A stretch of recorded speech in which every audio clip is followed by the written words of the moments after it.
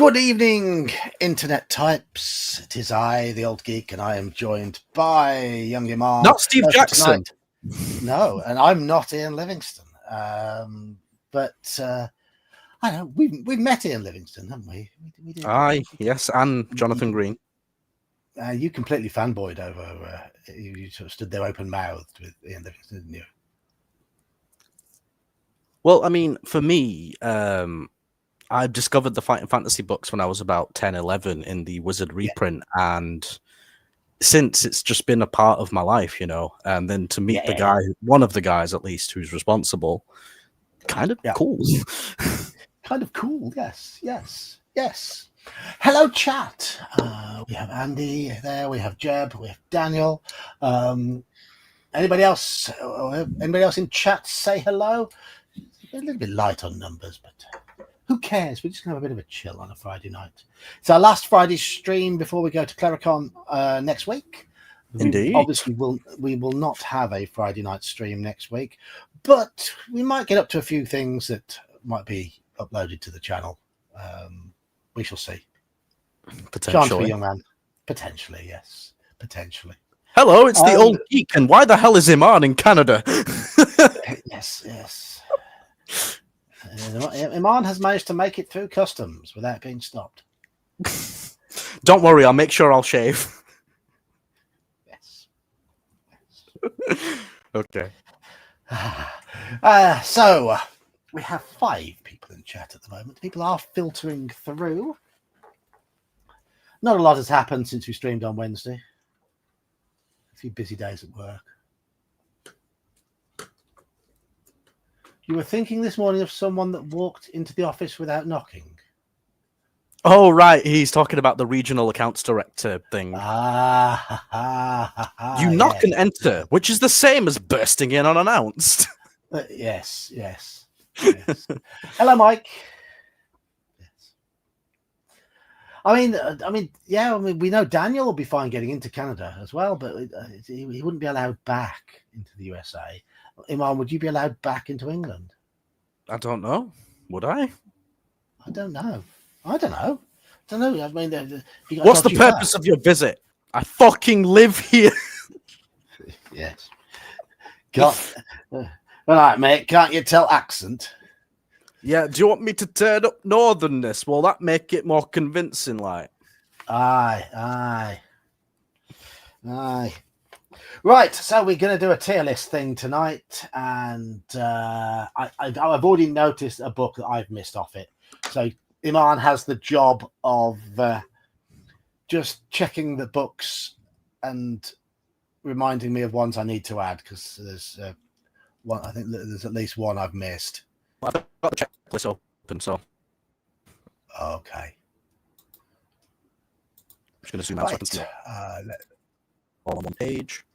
There we go.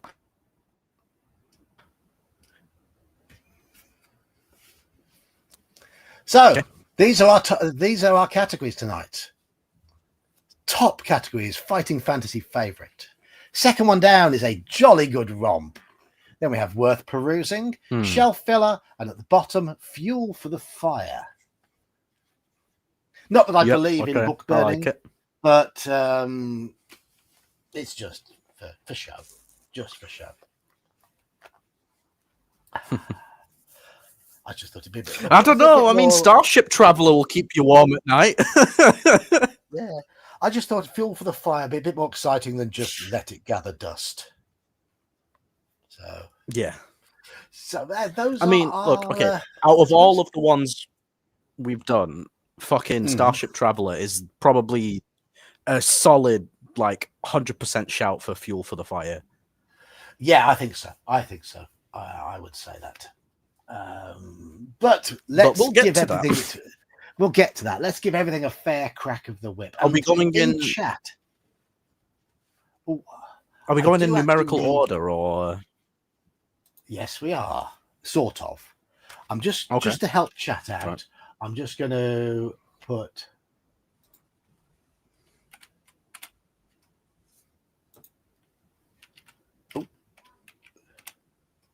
These are the tiers. There we are. So you can see that now. SABCD.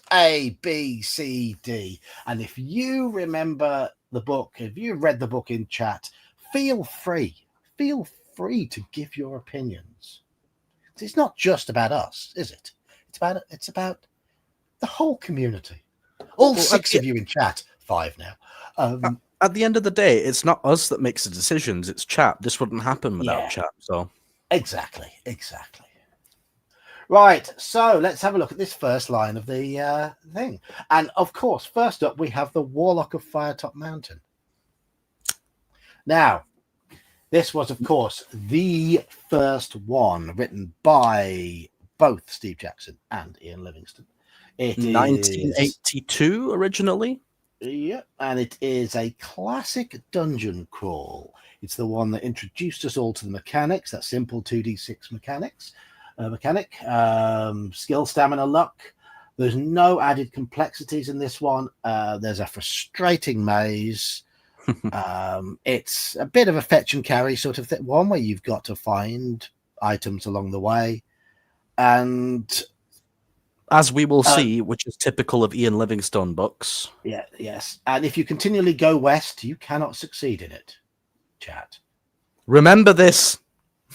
We haven't succeeded in it yet on stream because chat always choose to go west. And there's one junction where you can go east or west. You have to go east. Because if you don't, you miss one of the key items and you're fucked. Yes, absolutely. I won't say what it is, but yeah, absolutely. So anyway, Iman, what's your opinion on Warlock of Firetop Mountain? Which category would... This is where I came across the series, right? In the Wizard reprint. This is the first one I ever read, and not just that, but it's the first one ever published in general. And for that, I feel like it deserves a jolly good romp. Because if it wasn't at least that good, they wouldn't have made more. Absolutely correct. Why not a fighting fantasy favorite? Because it is too simple. They were trying to figure things out between themselves and how this would play out. This was the pilot. The pilot worked. Okay, let's do a whole series. That's basically how it is, yeah? Artwork in it is fantastic. Yes. The writing is solid. It's bug-free. It works. If a little linear in places. Yeah, they were still learning, though, weren't they? Yes, exactly. It makes sense, though. It makes sense as a book. Well, you don't want to overcomplicate it, especially not if it's your first foray into choose your own adventure style things. Like, you don't want to be inundated with, like, oh, do you want to go east, west, north, south, up, down? You know, like, no, just east or west is fine. Yeah. It is simple. But it is fun, and it's a class member of the series, and I fully agree with Iman on a jolly good romp. That's exactly where I would have put it. Chat, if you've played it, give us your opinion, because your opinions do matter to us, even though it won't always appear to be that way. So, looking forward to Canada? Oh, yes. Got to get my stuff packed when I get back home. When you're heading back? Either tomorrow or Sunday. I'm going to be doing my packing Sunday. Well, I don't have the checked baggage, so I've only got a bit. So, yeah. I'll do my packing sort of 24 hours before I go. Sorting out which t-shirts I'm taking, that sort of stuff already. But I'm not stressing. I still haven't decided which Call of Cthulhu adventure I'm going to run at the con, to be honest. Why don't you do the one that you did for us at Games Expo last year? Because it's a mess. Not really. I feel, and a lot of it was made up on the spur of the moment. But that's even better. No, I'm thinking of either running Misdews or the Doom Train. No, Misdews. You reckon Misdews? I think the people will have fun playing gangsters. Okay. Right, let's move on to the next one. Chat don't want to give their opinions. It's been quiet tonight. That was my thought, Jeb. Yeah, like you've already done a lot of the prep. You know what worked and what didn't. You can just change that on the fly, you know? Yeah, but most of it wasn't written down, and most of it was just notes. But Miss Juice is a solid shout. Yes. Yeah. And I've very much enjoyed it, even though I didn't succeed. I've run it 2 or 3 times now. I know it really well. Very little prep. It's got, and I like the I don't want to spoil anything, but yeah, that bit with the stairs. That's all I'm gonna say. Good. Yes, but I know which bit you mean. Right. Okay. So next up, we have the Citadel of Chaos. Another very simple one. They're still learning, aren't they? But this is the first one written solely by Steve Jackson. Yes. And you can tell because it doesn't have that Ian influence. And also, he tried to push the boat out a little bit because in Citadel of Chaos, you start with, I think, some 3 spells, maybe? So it's not just the standard item, sword, shield, backpack. You know, you have other means of success or failure. It is still a fairly simple storyline, though, isn't it? Yes. It's more if you pick the right spells and use them at the right moments, you will succeed. Yeah. So you have those extra choices. You have a little bit of extra. But it's not. You need, X, Y, and Z. Otherwise, if you only have X and Y, you fail. It's not like that, Yeah, and we haven't succeeded in this one yet on stream. Okay. Just checking you can all hear me okay when I walk away. Yeah, I can still hear you. Good. It's not overly complex. It's got good artwork. For me, it's another solid member of the series. It's a classic. I don't know if I would rate it as highly as Warlock, and the only reason I say that is because Warlock was a joint venture. Like they both put 2 minds together to create this one product. When you have one mind, one product, there's obviously going to be some things that fall by the wayside, or he just doesn't do because it's not his style. Yeah. I would give it a B, personally. I mean, I like to look at these and think, would they make a good RPG adventure? And both of these so far would, with some modifications. They'd make a pretty solid. I feel like the Citadel of Chaos would be better as an RPG, but that's because I know how it turns out and the sort of things that happen in it. And it is much more like D&D rather than like, what do you call it? Cave dwelling, whatever you want to call it, Like Warlock of Vitat Mountain is pretty much dungeon crawl, you know what I mean? Yes. This is much more like, you're in a city, you can do things. It feels more free roaming, yes. It does. And it feels more alive. But still a B? I mean, in fact, no, you know what? No, I've changed my mind. That's an A. Yeah. I've convinced myself. I would put it as an A, but below, as you say, below Warlock of Vitat Mountain. Yeah. Okay. That's fair. So we'll do it left to right, like best to worst as well, yeah? Yes. Okay, cool. Yeah. We will attempt to do that. Right then. Forest of Doom. Oh, that's right, because Death Trap Dungeon's number 6 in the original publishings. Yes. Thank you, Mercurius. You star. Cheers, Merc. Let me see who got those. That was the Reaper 83, Erudite DM, Malachi, Zatirok, and Marhawkman. I know 4 of those names. Yes, I've seen 4 of those names as well. So, cheers, Merc. Good. Yes, good percentages there, Mercurius. Thank you very much. Right, Forest of Doom. So I've only played this book once and I won. Mhm. So I can't really be as fair with it as I can with the other two, where I explored more avenues and I know other things. Mhm. It wasn't bad. It was fun. It felt like you were going on an expedition. Yes. And yeah, I don't know. It was still quite simple. Was this written solely by Ian, or I don't know. You're nerdier than me in this field.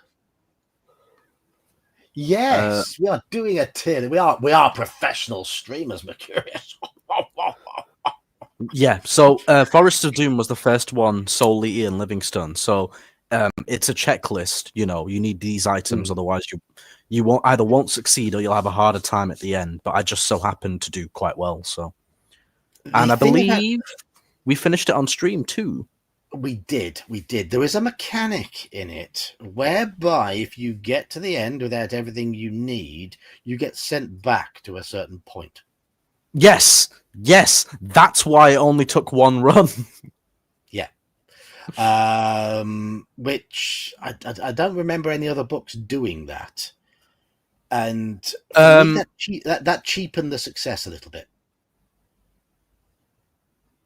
No, I don't think there is. Yeah, for me, yeah, it cheapened the success. I mean, it's not combat wise. It's not hard. It's just about finding the right items. The combats were varied, though. We got a good variety of creatures, I feel. Because in Warlock of Vitality Mountain, it's pretty much like orcs, goblins, troglodytes, you know, just the typical fare. But it's only typical now. You look back then. True. But so this was my first ever encounter of an orc in literature. Obviously, Lord of the Rings and whatever. But when I think of orcs, I think of like the fighting fantasy type. You know, the big green ones, not the pig face ones. They're quite gnarly, aren't they? Fighting fantasy orcs. Yeah. So, Forest of Doom, for me, I think it is too easy. I think most of the fights are inconsequential. I found it a little bit bland and aimless. In a way. It wasn't linear like Warlock or Citadel, but it was more open-ended, but it felt like all the paths eventually coalesced anyway. They have to in a book like this, though, don't they? They have to. Converged, rather, better word. Yeah, converged. But it's a book that completely fails to excite me. I'd give it a B. It's not bad, but it's certainly not as strong as the first two. But I would read it again. It's not bad enough. Go on. I lean towards a C, personally. Okay. I mean, I wouldn't have any qualms about reading it again. That's so like C, when you say shelf filler, it's like, okay, it's there to complete the set, but I wouldn't read it. That's how I'm seeing it. I would choose a lot of books ahead of it. literally, oh my god, fucking burn it. Yeah. I mean, I would put a lot of books ahead of it. I would, and I'd pick. It's worth reading, though. It's worth a go. I don't think it's bad enough that it's not worth a go. I wouldn't say to someone, "Oh, don't read that one." I would with Starship Traveler. I mean, I would say if you're going to play through the series, play Warlock first, play Forest of Doom second. Okay. Because Warlock introduces it to you, the series to you. Forest of Doom will give you confidence and optimism because you'll probably succeed. And then I would go back to Citadel of Chaos. I think because I think Citadel of Chaos is more challenging. Yes. Hello, Sinfilka. More challenging combats, and obviously, like I said, with the spells, you have other options too, which is quite fun. Yes. Okay, I mean, yeah, I can put it in B, but it'll be towards the bottom of B. That's fair. In my opinion. No, I'll agree with that. There are books that I would put in a B that are better than that. Yeah. Hello, Brian. Okay, so we are moving very swiftly on here. We are on our fourth book already, and this is And oh look, it's Starship Traveler. D. Enough said. Yeah, shall we talk through the good Yeah. and the bad? So The good, they tried something different. yeah, Okay. They gave you a crew, they gave you a ship, and they gave you combat tweaks regarding whether you were fighting brawling, whether you were fighting with phasers, or whether you were fighting with ship-to-ship combat. It's got those extra mechanics. yes. But they don't succeed in remotely livening up what is a desperately dull book. So my issue with it, aside from the fact that it's sci-fi, but I can live with that. What I can't live with is just convoluted things that make no sense, and it's just disjointed because you're just, oh look, here's a planet. Oh, you warp drive. Oh, there's another planet, and it's not an adventure in the sense that things are cohesive. It's like you're going from point to point and things happen. Yeah, there is a lack of cohesion. And to put the cherry on top, the actual solution is like, I mean, the book's got 300 odd entries, and the actual solution takes like 20 or 30 entries. So when you figure out what the solution is, it's very easy and very simple. But until you find that, you're just going to fucking go around in circles. Yeah. Yeah. It's not good, is it? So I would give it a D. I would give it an F if I could, but there is no F. There is no F. If you're wondering what I'm doing, I'm just snipping out a cover picture of Trial of Champions because I did forget to put that one in. Good man. But yeah, that's a D, and I'm sure you would agree. Yeah, and that is exactly where I'll put it as soon as I have snipped out and saved the Trial of Champions picture. But there are other fighting fantasy books that are sci-fi. Like I guess Freeway Fighter is more post-apocalyptic than sci-fi. Appointment with FEAR is definitely sci-fi, and that is a much stronger book. I've not played it. It's not on my list here because I haven't put any of the ones I've not played. Yeah, of course. Did I give you a copy? I think you did. Okay. I think you did. Because if you want an example of good sci-fi, that. I am saving a lot of books for streams because I like being surprised. I don't want to ruin them. So I'm not going to plow through all the books by myself. No, of course. I want to experience them for the first time on a stream. So that's. There are a few that I've read that I don't think we've streamed, but we'll come to. But that was before you kind of made it like a thing, Yeah, of course. And plus, I mean, for me, obviously, I've read some of the books in my past, and then I'm also started reading through them with Sophie. So, like, I'll read, and she'll make the decisions and take the notes and whatever. So we're sort of making our way through them in our own time as well, which is cool. Yes. And it's really, really cute, and I guess heartwarming that she likes to do that. Good. Right, I think Trial of Champions fits in about there, doesn't it, in the series? Starship Traveler, D, please. Yeah, Starship. Whatever the fuck else goes in D, if anything, it's better than Starship Traveler. I have one that might rival it, but we'll come to that. We'll see. Okay. We'll see. Okay. So, if you've just joined the stream, we now have 13 people, so it has suddenly jumped up. Wow.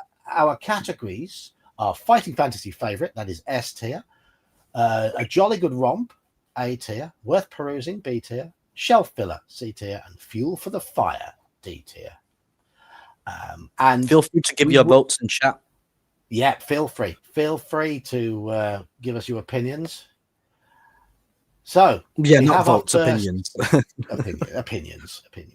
Right, so we've got both Warlock of Firetop Mountain and Citadel of Chaos in A Jolly Good Romp.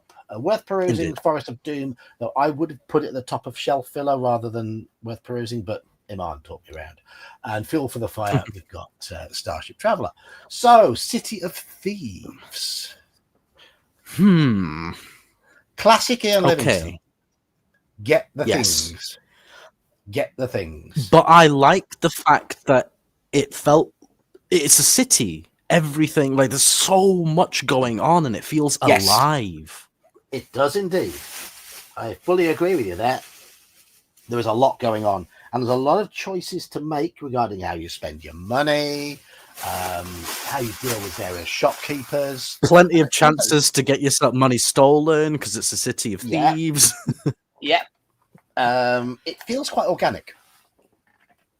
I think it's one of the stronger ones, definitely, especially out of the first lot that they made, you know. Yes. I would put it Yes. above Warlock personally, but I wouldn't give it an S. Okay. Okay.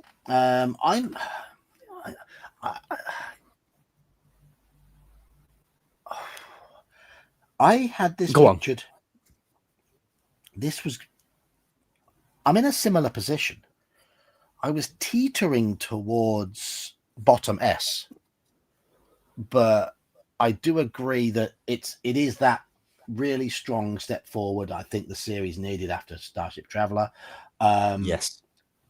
It feels like the most complete book so far Yes. in terms of the fact that it is well written, it is well structured, it is satisfying. There are some really interesting little interactions along the way. Yes, there's a bit of railroading. You expect it from these books. I think the artwork is among the best in the series. There's some fabulous artwork in this book. And I have really fond memories of playing it by myself and running it in chat. But I think I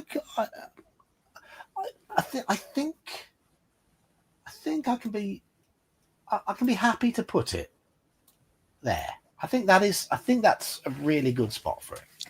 I don't think it's perfect. Obviously, not even something in S isn't going to be perfect, but I think there's still some improvements that could be made that would take it to an S. You see? Yeah. It's one of the best books, though. Yes, it's one of the very best, and it was a good way to end the original 5. You know? Yeah, definitely. So there we have our 3 most recommended ones so far. Right then. Next, goody. Death Trap Dungeon. It lived up to its name. Brutally difficult. Very much Ian Livingstone. You've got to find the bits, find the MacGuffins. There's some slightly illogical moments, but it is creative. There's a lot of imagination gone into this book. What and I love the idea of the fact that you've got your rivals in the dungeon with you that you can encounter at various points. Yes. And in the case of one of them, work with them. Throm, indeed. For me, I feel like this took everything that Warlock did about the dungeon crawl and improved on it. And it also lived up to its namesake in the sense that, fuck yes, this is deadly. This is a brutal book. Yes. But that being said... It was the first book you probably needed to cheat a little bit to get through. Yes. Until you really knew the way. But that being said, even though it was difficult, I still enjoyed every run through because it felt like there was so much in there that, like, okay, that wasn't the right way. Okay, let's try this. Whoa, this is interesting. And no, I mean, I said earlier about converting these to an RPG scenario. I think City of Thieves would make for a lovely little setting for an RPG scenario. Death Trap Dungeon is basically without the Demi-Lich. I have actually converted Death Trap Dungeon and run it using D&D rules. Seriously? Yes. Okay. And how did that turn out? Bloody marvelous. Yeah. Nice. Okay. I had to make a few adjustments along the way. Yeah, obviously you can't account for every free action, you know. Yeah, but it worked. It made for a fun session. It went over 2 sessions, but it was fun. It was a lot of fun. So, yeah, it's a good, and of course it spawned a video game. It spawned multiple Thank you. sequels. I was going to mention that. Yep, it's so good they made a Death Trap Dungeon video game for the PlayStation They 1. did. Yes. So, It's not perfect, but I think it deserves an S. It's did you know Death Trap Dungeon was published in the UK by Eidos Interactive? Yes, I did. Did you I know wonder who I know. Do you know who worked at Eidos Interactive when that was published? I don't know. Maybe this guy here. It was me. And do you know how bad I was at that game? Probably I very. was shit. I was shit at it. Absolutely No, appalling. but to be fair, it's janky as hell. Yes. Yeah, it wasn't a great game. I mean, look, when you consider 1998, it came out, I believe. When you consider Metal Gear Solid came out the same year, you understand. Okay, yeah, you know. Yeah, it was bug. Yes. But yeah, I mean, all things considered, I think it deserves an S. It's one of the ones that even people who might not have heard of Fighting Fantasy know about the reputation of. Absolutely. And again, great artwork. Yes. And the encounters, wow. Like you say, there's rivals you can come across at certain moments. There's all these different beasts, and yeah. It's packed with imagination. I think it is. The only really, really good downside for me, aside from its difficulty, is the fact that it is a checklist. Like, if you needed one or two less items, it might have been more forgiving. But yeah. Exactly. Hello, Minodrak. So, Brian, which novel do you want to convert to a D&D adventure? Let us know. What would that be telling? The Overland Map? That was the Sorcery series. Which we have tried the first book in the Sorcery series in. Oh no! Yeah, they had. hang on. They started coming up with the maps, didn't they? In this series, they built a world. Yeah, because at the start of some of the books, they had like a page where it would show you like a bit of the map, or at least the bit that you were in. Didn't Forest of Doom have one? I'm not sure. I can't remember. I know there's a few that did, definitely.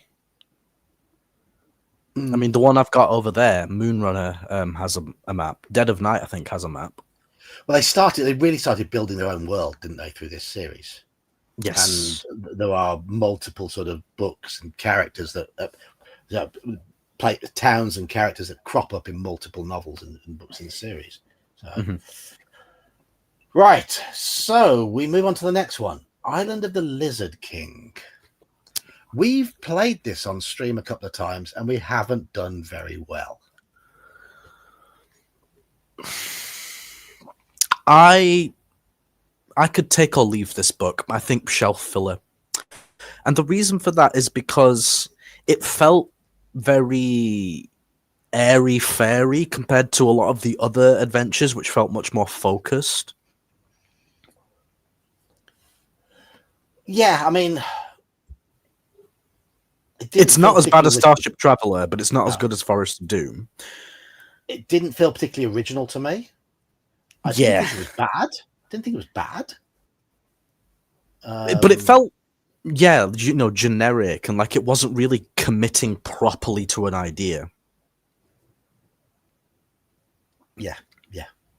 Okay, Sorcery does have a map. Okay. Yeah, Sorcery has a map. So... But, yeah, I wouldn't burn it. I would give it a read once, but I wouldn't say, oh yeah, you should read this one. It's not worth perusing. I still want to complete it. I've never completed it. Okay. I've played it once when I was younger, and I think I've read it 2 or 3 times on stream. I don't remember ever getting very far in it. I think it is difficult. It's a bit of a killer. But okay. I think we can shelf filler this one. Yeah. Right. Caverns of the Snow Witch. we have played this once or twice on stream, and again we haven't succeeded. It's got a different vibe to the other fantasy books. So I can't give away what my major issue is with this book without spoiling it. But let's just say that the book structure it's not beginning, middle, end. It's like, oh, whenever you think you're finished, nope, there's more. And it's like, wait, the adventure is called this. I've done this. What the fuck is all this afterwards? Yeah. Like, it's as if they're trying to pad it out with extra stuff once you've done the quest. Yeah. And it's like the padding makes sense, but if you do it before you actually complete your objective, not afterwards. Like afterwards, it kind of feels like, look, you've already reached I don't know what the word is. The peak of like, your adrenaline and blah, blah, blah. Oh, the big bad. And then it's like, oh, there's more book. And it just feels like a downer.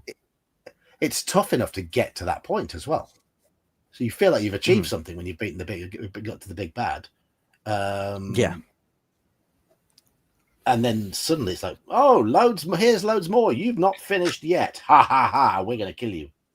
But I do like the horror fantasy vibe of it. It's got a darker feel than the previous books. That is one thing that I will give it credit for, is it definitely felt more... dark is the word for it. It felt a little bit more mysterious rather than your typical orcs, goblins, trolls, whatever. It's like, nope, there's some dark forces at work here. There are a few dark moments in Death Trap Dungeon. But that's dark in the sense that it's more gory rather than psychological. Yes, true. So, yeah. Caverns of the Snow Witch, where do we put it? It's better than Island of the Lizard King. Yes. Not as good as Forest of Doom.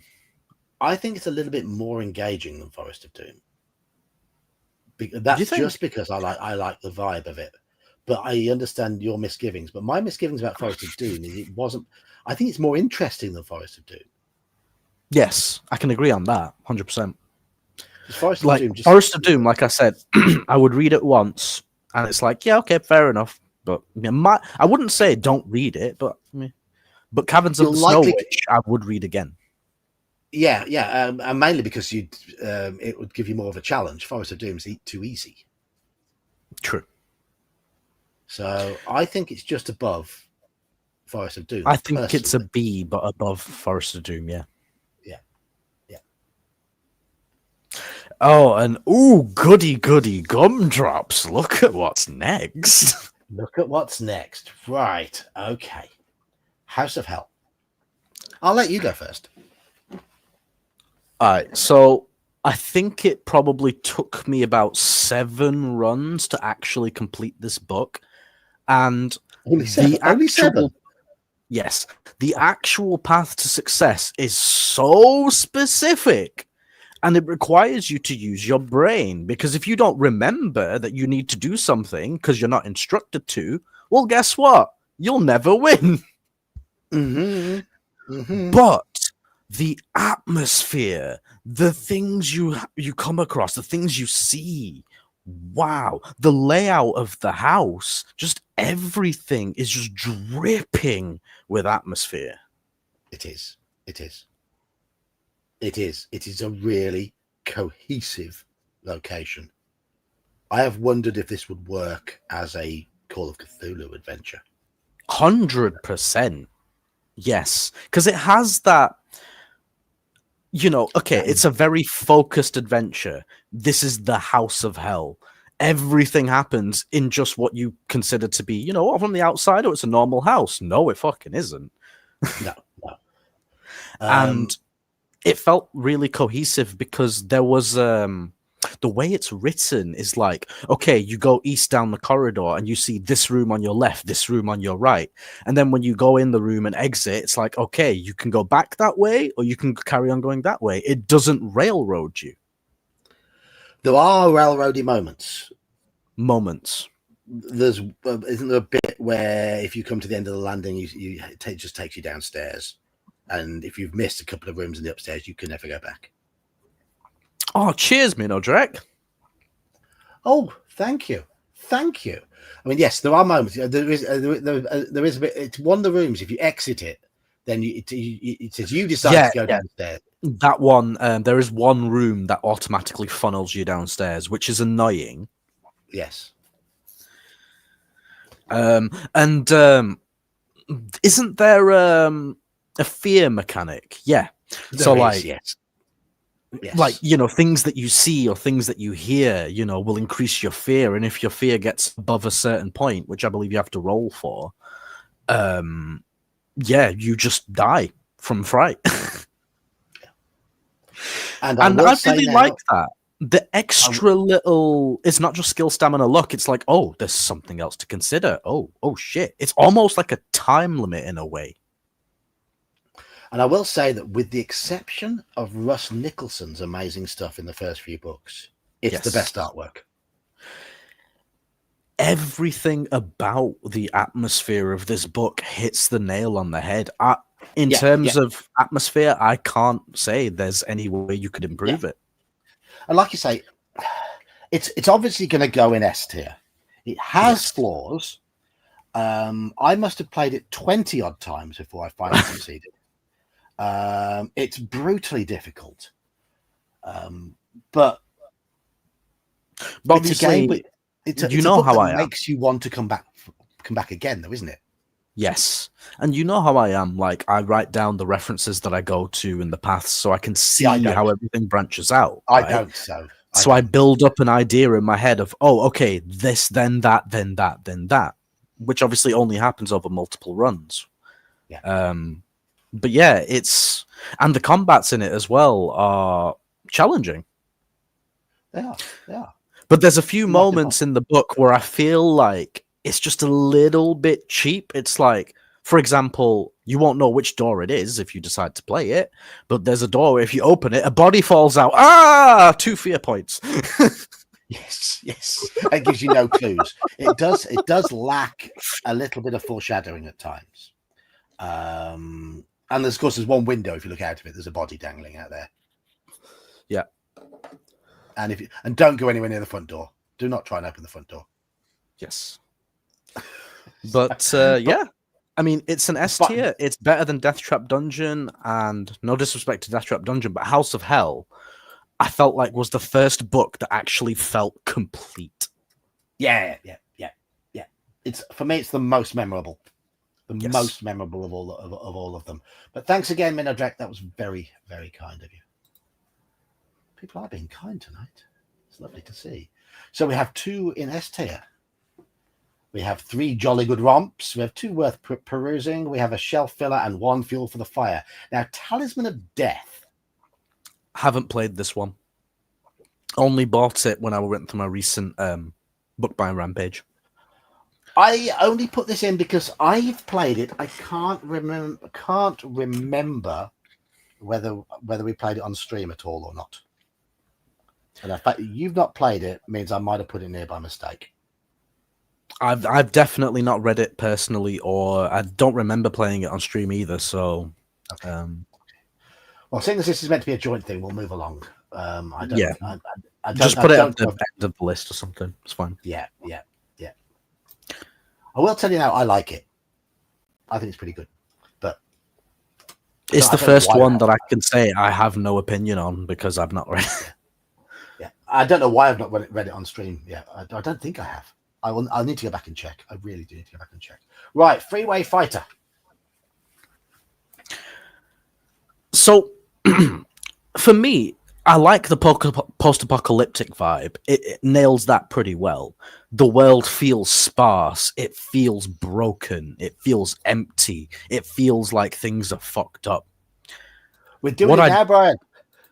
What I don't like is the fact that it's still disjointed, like Starship Traveler. Yes. It's more interesting than Starship Traveler. Yes. I think it holds the attention more. Its art is better than Starship Traveller. I think it's better written than Starship Traveller. By far. Um, By far. but And the mechanics for the car were very interesting.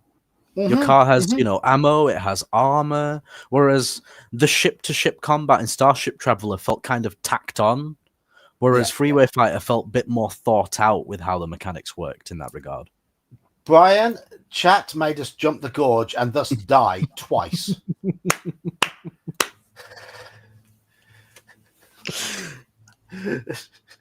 They never learn.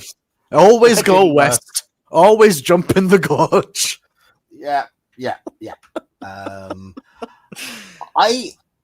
I'm a bit of a fanboy for Car Wars, the game, and it gave me that Car Wars vibe. It gave me a Fallout vibe, Fallout the video game. Mm-hmm. But again, for me, what lets it down is it feels a bit disjointed, and also there's only one specific path where you can actually take to victory. Otherwise, you just run out of fuel every time or some shit. Yeah, it's that is frustrating. The running out of fuel. I don't think it adds to the game. No. So the fear mechanic in House of Hell worked because it got you to actually think, do I want to explore everywhere? Whereas the fuel mechanic in Freeway Fighter felt arbitrary because between passages, you actually don't really know how far you've driven. No. There's it stops you exploring. Yeah. So I would give it a C above Island of the Lizard King, but I don't think I'd give it a B. But what do you think? I will say I am more likely to go back to it than Forest of Doom, but only because we haven't finished it. That's the thing for me. I want to finish this book, but once I've finished it, I'm never touching it again. Yeah. I think you're right there. And I can go with you. I can go with you on that one. So Freeway Fighter goes in its top C. Shelf filler. So that's just it has its moments. It is fun in moments, but only moments. So okay, Seas of Blood. Seas of Blood. Isn't this one where you've got a crew? I've bought this one. I've not read it yet. I thought we played it on stream. What's the one we played on stream where you've got a crew and you've got that's Armies of Death. Oh. So the story goes, you're the same guy from the Trial of Champions who took those 10,000 gold pieces and bought an army. That's Armies of Death, isn't it? Yeah. Yes, yeah. So Seas of Blood, I don't know. I've played it. It was a long time ago. It's too long for me to. I couldn't remember whether we'd read it on stream or not. Okay. I have no recollection of it on stream, and I've not read it personally. So okay. So that's another one for us to do in the near future. Indeed. The one where we had the magic gold sword and jumped out of our ship to try to escape, wasn't that Armies of Death? I think it was. I remember jumping out of the ship in Armies of Death. The magic gold sword, I don't remember. Oh, wasn't that one of the Lone Wolf ones?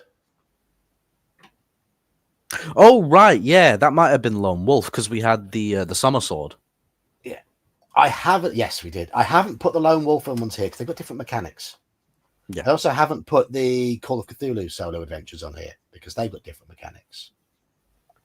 Right, Trial of Champions, the official follow-up to Death Trap Dungeon. Death Trap Dungeon 2. Death Trap Dungeon ramped up to stupid levels of difficulty. But I feel like what was wrong with Death Trap Dungeon was improved upon in Trial of Champions. It felt like they went, right, that was good, but it could be improved. Let me see how I can do the same thing, but better. Yeah, but it did feel like more of the same. in a sense, and it Well, just felt it is still the same dungeon technically. yeah. It's just it's by a different whoever the fuck wants to run it. Yeah. But if you don't roll 11 or 12 skill, you might as well start again. Yeah. And that goes for Death Trap Dungeon as well. Skill 11 or 12. If you have 10, it starts to get a bit dubious. Mm. But Trial of Champions is harder. It is harder. I feel like... So, okay, with everything that was in Death Trap Dungeon, the dungeon itself feels similar, but the encounters within and the things that you interact with are different. So it felt like they didn't want to do too much more of the same. Like the same but different. The same but better. I like the start. I like the start of it, where you have that sort of like the series of arena tests. I think that's quite interesting. Where they're trying to work out who is the one who's going to represent this lord this time, and you have to beat off all the other competitors. I think that's really good. But what puts it down for me is Death Trap Dungeon was already very hard. They didn't need to make a book any harder, and they did. And I find it frustratingly hard. Yeah. Okay. What I will say is it's about the same as Death Trap Dungeon in terms of enjoyment. Because while it is more fun, it's also more difficult, and I think that balances it out. I wouldn't complete Trial of Champions. I haven't. But again, Death Trap Dungeon felt more fresh. It was the first of its kind, Yeah. Next to the Johnny Walker or whatever it's called. Sorry. So, where do we think for Trial of Champions? I would give it an A. An A. Not as good as Death Trap Dungeon overall. Thank you. I'm going to suggest there. I don't think it offered enough new to go higher. Would I put it below Warlock? I would. Because Warlock was new. Yeah, I think that is fair. It deserves an A, 100%. It does not deserve a B or lower. But yeah, no, that's fair. My only issue is, do I put Citadel of Chaos above it or not? I don't know. It's about the same. No, I like Trial of Champions more. Okay. So I'm not just thinking about, the mechanics of the book and the things and the artwork, and I'm thinking about the enjoyment and would I read it again? Would I recommend it to someone? I definitely read it again because I need to complete it, and I've failed so many times. And I would recommend Trial of Champions above Citadel of Chaos, but maybe not above Warlock. I think Warlock is a necessary first book for people to try. Well, Sophie and I have done it. I mean, she even asked, right, let's do the first one. Yeah. Yeah. Okay. All right, what's next? Sword of the Samurai. Oh, okay. I do have a bit of a boner for this book, I'm not going to lie, because I'm a weeb. I have a soft spot for samurai, ninja, Bushido, honor, all that sort of shit, especially that feudal era Japan. And I believe this is the only book in the series that takes place in this region, which is called Hachiman, which is basically Fighting Fantasy's version of Japan. There's so much I like about this book. Sorry, John, I'm going to go on a rant. Yeah, go on. You go on. So, firstly, you have skills and you get to pick one. So you can pick the skill of jumping, the skill of archery, the skill of quick draw, or the skill of fighting with two swords. And depending on which one you pick, obviously the book progresses differently, but each one is useful in its own right. None of them are useless. There are some that are slightly better than others, sure, but none of them are useless, which is great. Secondly, there are two paths to victory, distinct paths that are completely separate from each other. So it's like it's a whole different book. And that is incredible. It converges, obviously, when the big bad or whatever, but up until that point, the whole book is so different. And the atmosphere, it nails it. It makes you feel like a samurai and you have to uphold your honor. Honor is a mechanic where if your honor drops to 0, you commit seppuku. And yeah, I think I'm done. Oh, the artwork. Very, very Japanese inspired. You can tell that they tried to do something different. Okay, now I'm done. Okay.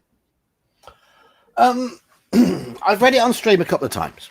I think. I seem to remember.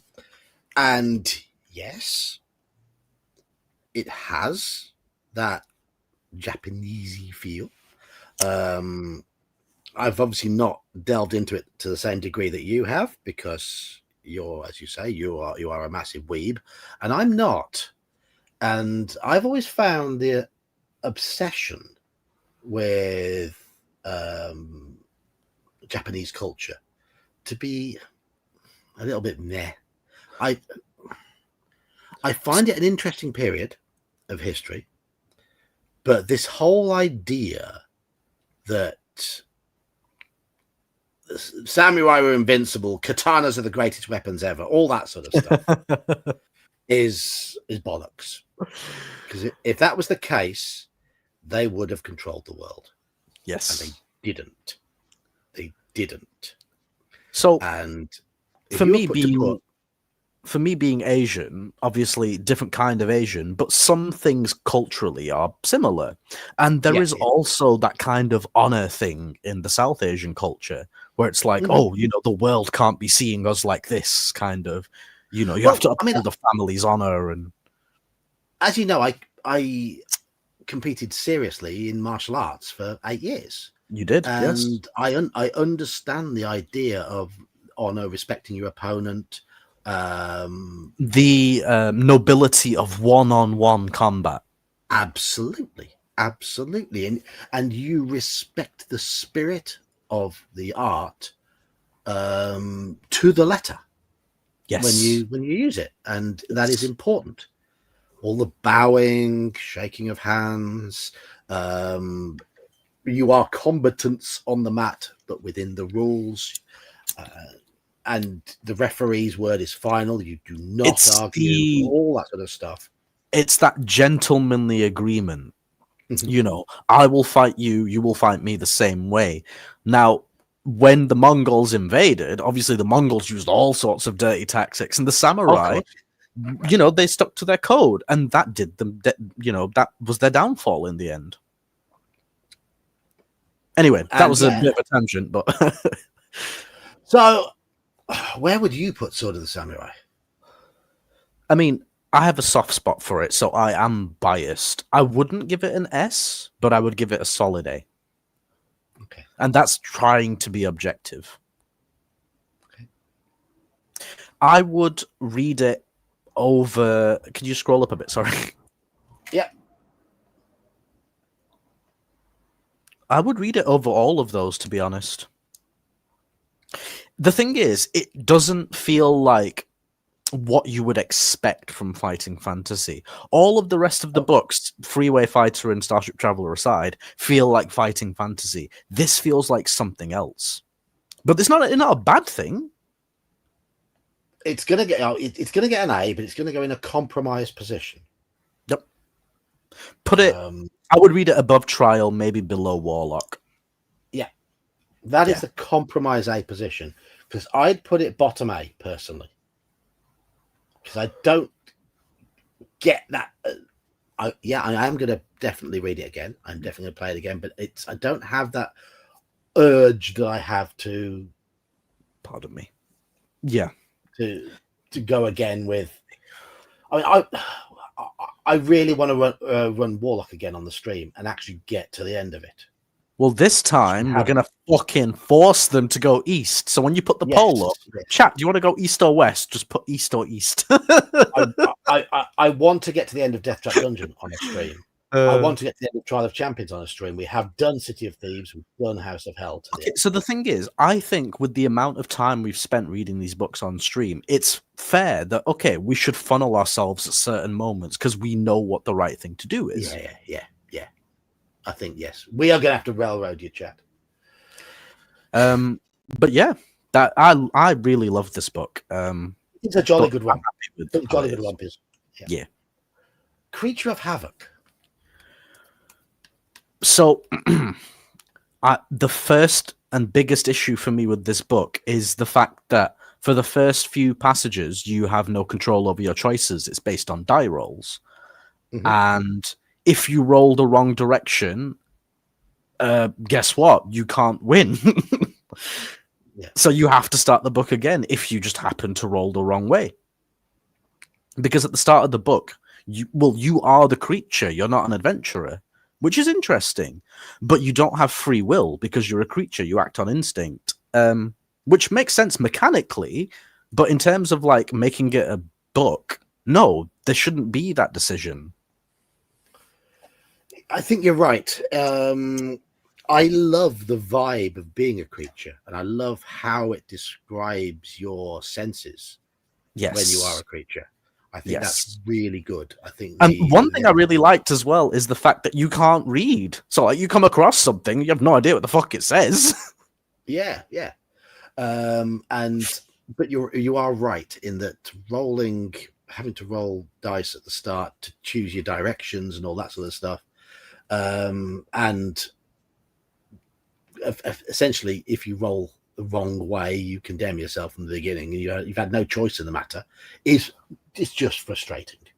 I mean, one thing I will say is it's very early on, so it's not like you have to do loads, to get back there. But it just feels like a bit of like, why would you put that in there?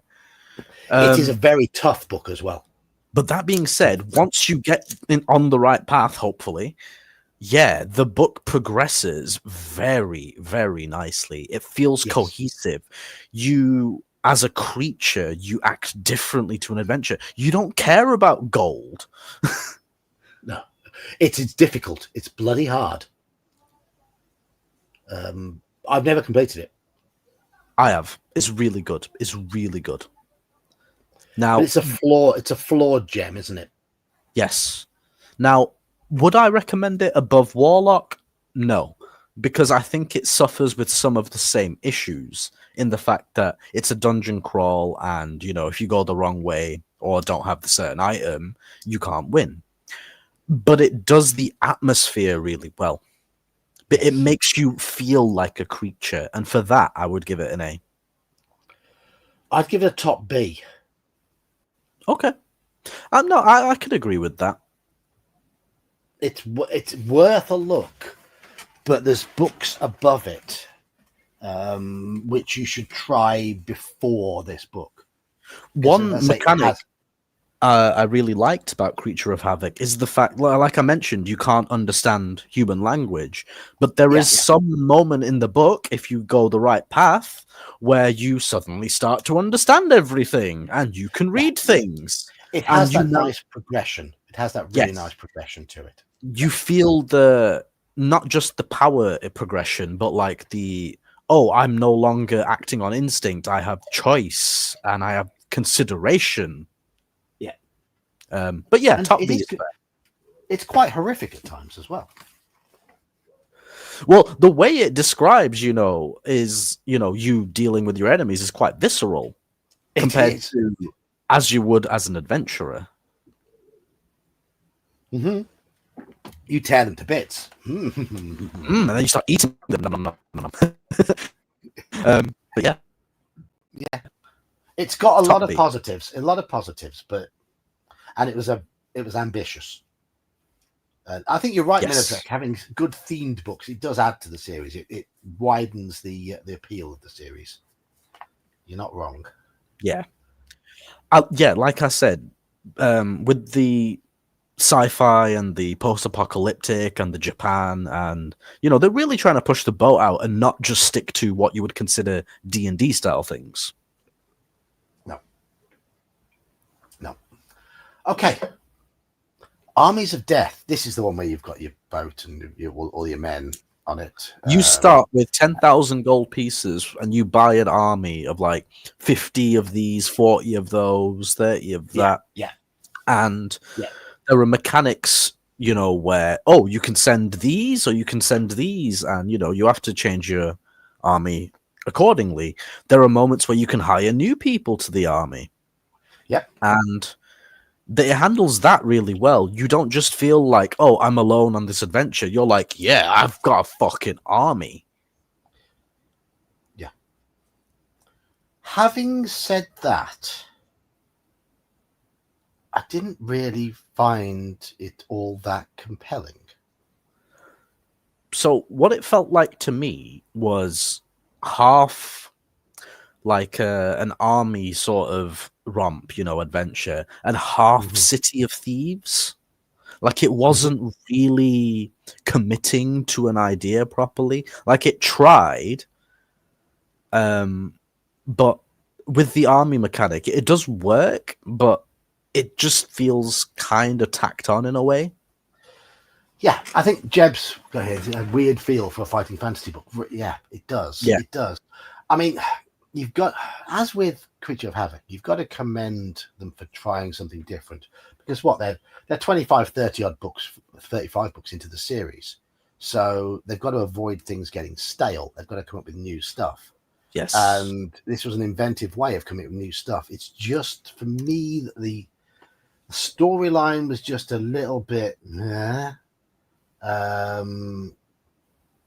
I look at all the books on the shelf, and it's not one that leaps out to me at all. I will probably want to complete it one day. I like it lore-wise because it's a follow-up to Trial of Champions, which is a follow-up to Death Trap Dungeon. So there is some continuity in the world and in who you are, because it kind of assumes you're the same person, right? Yes. But as an actual standalone book, it's not as good as either of those two. No. So a vote. Better than Freeway Fighter. Better than Forest of Doom. Not as good as Creature of Havoc. Better or worse than Caverns of the Snow Witch? Hard to say. That's a bit of a. I prefer the atmosphere of Caverns of the Snow Witch. Okay, but I'm happy with that. It's 50-50 on those two. Yeah, I completely agree with what you said. Right, Vault of the Vampire. We've played this one recently. This is one of the ones that you've read recently. I don't know. So own this book. Correct me if I'm wrong, or forgive me if I'm wrong, but there was, in the original Fighting Fantasy series, there was 59 books published. They were supposed to finish at 30, but then what ended up happening was they hired other people to do the books, such as Jim Bambra, who did some D&D stuff, and Stephen Hand, who we're going to come to in a bit. And Jonathan Green. And Jonathan Green, yeah, who is one of the only ones who's actually continued on to this day, still writing books in this series with obviously their permission. Yeah. Vault of the Vampire. I'm gonna have to double check who it's written by. Give me a second. But I really, really like this book. I've only played it on stream. I've not read it personally. But what we've experienced, Keith Martin, yes, big shout out to Keith Martin. He does some really good stuff, and he nails the horror atmosphere very well. Yeah. It's not like House of Hell. It's not that, the Cthulhu-y unknown entities horror. This is it's on the title. And look at the title as well. It's the only book that's stylized like that with the V. It nails that atmosphere of like that Dracula sort of vibe perfectly, I think. And the way that the the mansion or house or whatever is laid out feels like you're going through a Resident Evil game. It's not Yes. railroady. It's like you can go wherever. Yeah, there was a lot of freedom in the book. There's a lot of free roaming and exploration, which is great. And it could easily have fallen into the stereotypical sort of Dracula story, but it doesn't. It does. It adds a lot of other characters in there who are interesting. I know when we were on stream, the names in the book were a bit dodgy. Let's admit that. Yeah. When we were on stream, though I remember you were a bit apprehensive at first, but once it sort of got into it a bit, you're like, actually, yeah, this is really good. This is really interesting. Yeah. The interactions with all the family members of the vampire and all that sort of stuff, it was just dripping with atmosphere and lore. And you just felt like, oh, I just want to know more. I want to explore more. And for that reason, I have to give it an S. Like, even after I finish this book, I reckon I would read it again just for fun because it's the atmosphere. I am going to overrule you on that one. Go ahead. I don't think it's S tier. I think S is a very exclusive tier. Okay. I think it is bloody good. I think it's the freedom it offers. I think the interactions, are indeed excellent, but it just doesn't quite have that. And okay, it'll be that due to the time it was released, it missed the original sort of series. It doesn't have that iconic status that some of the books have, and it was never republished. Exactly, but it does a really good job of lifting up some because there were some dodgy books of the later ones. You have to consider the fact that all-out horror fighting fantasies are few and far between. Yes. Now, yes. Look at House of Hell. Look at Vault of the Vampire. Those are two very unique experiences in the fighting fantasy world. You know, I'm going to put it there. What's the one above it? City of Thieves. No, it's better than City of Thieves, bro. Come on. No. City of Thieves is great. City of Thieves is almost. I'm really tempted to do a quick play with City of Thieves, but no. Got you bloody there, mate. For me, it's a top A.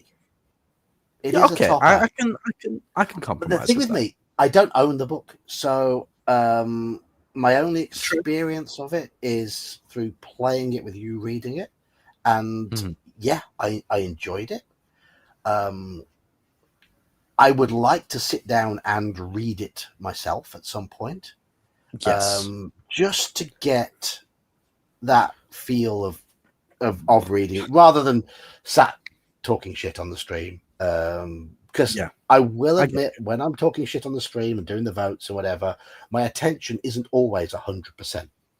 I do have wandering. No, I understand. Attention. I understand, and I appreciate. So I think I would get the vibe a lot more if I was sat in a room reading. Well, that's the thing. Myself.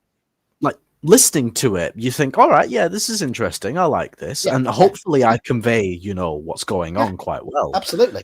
But when I was reading it, I'm just sat there thinking, like, fucking make your decision. I want to read more of this.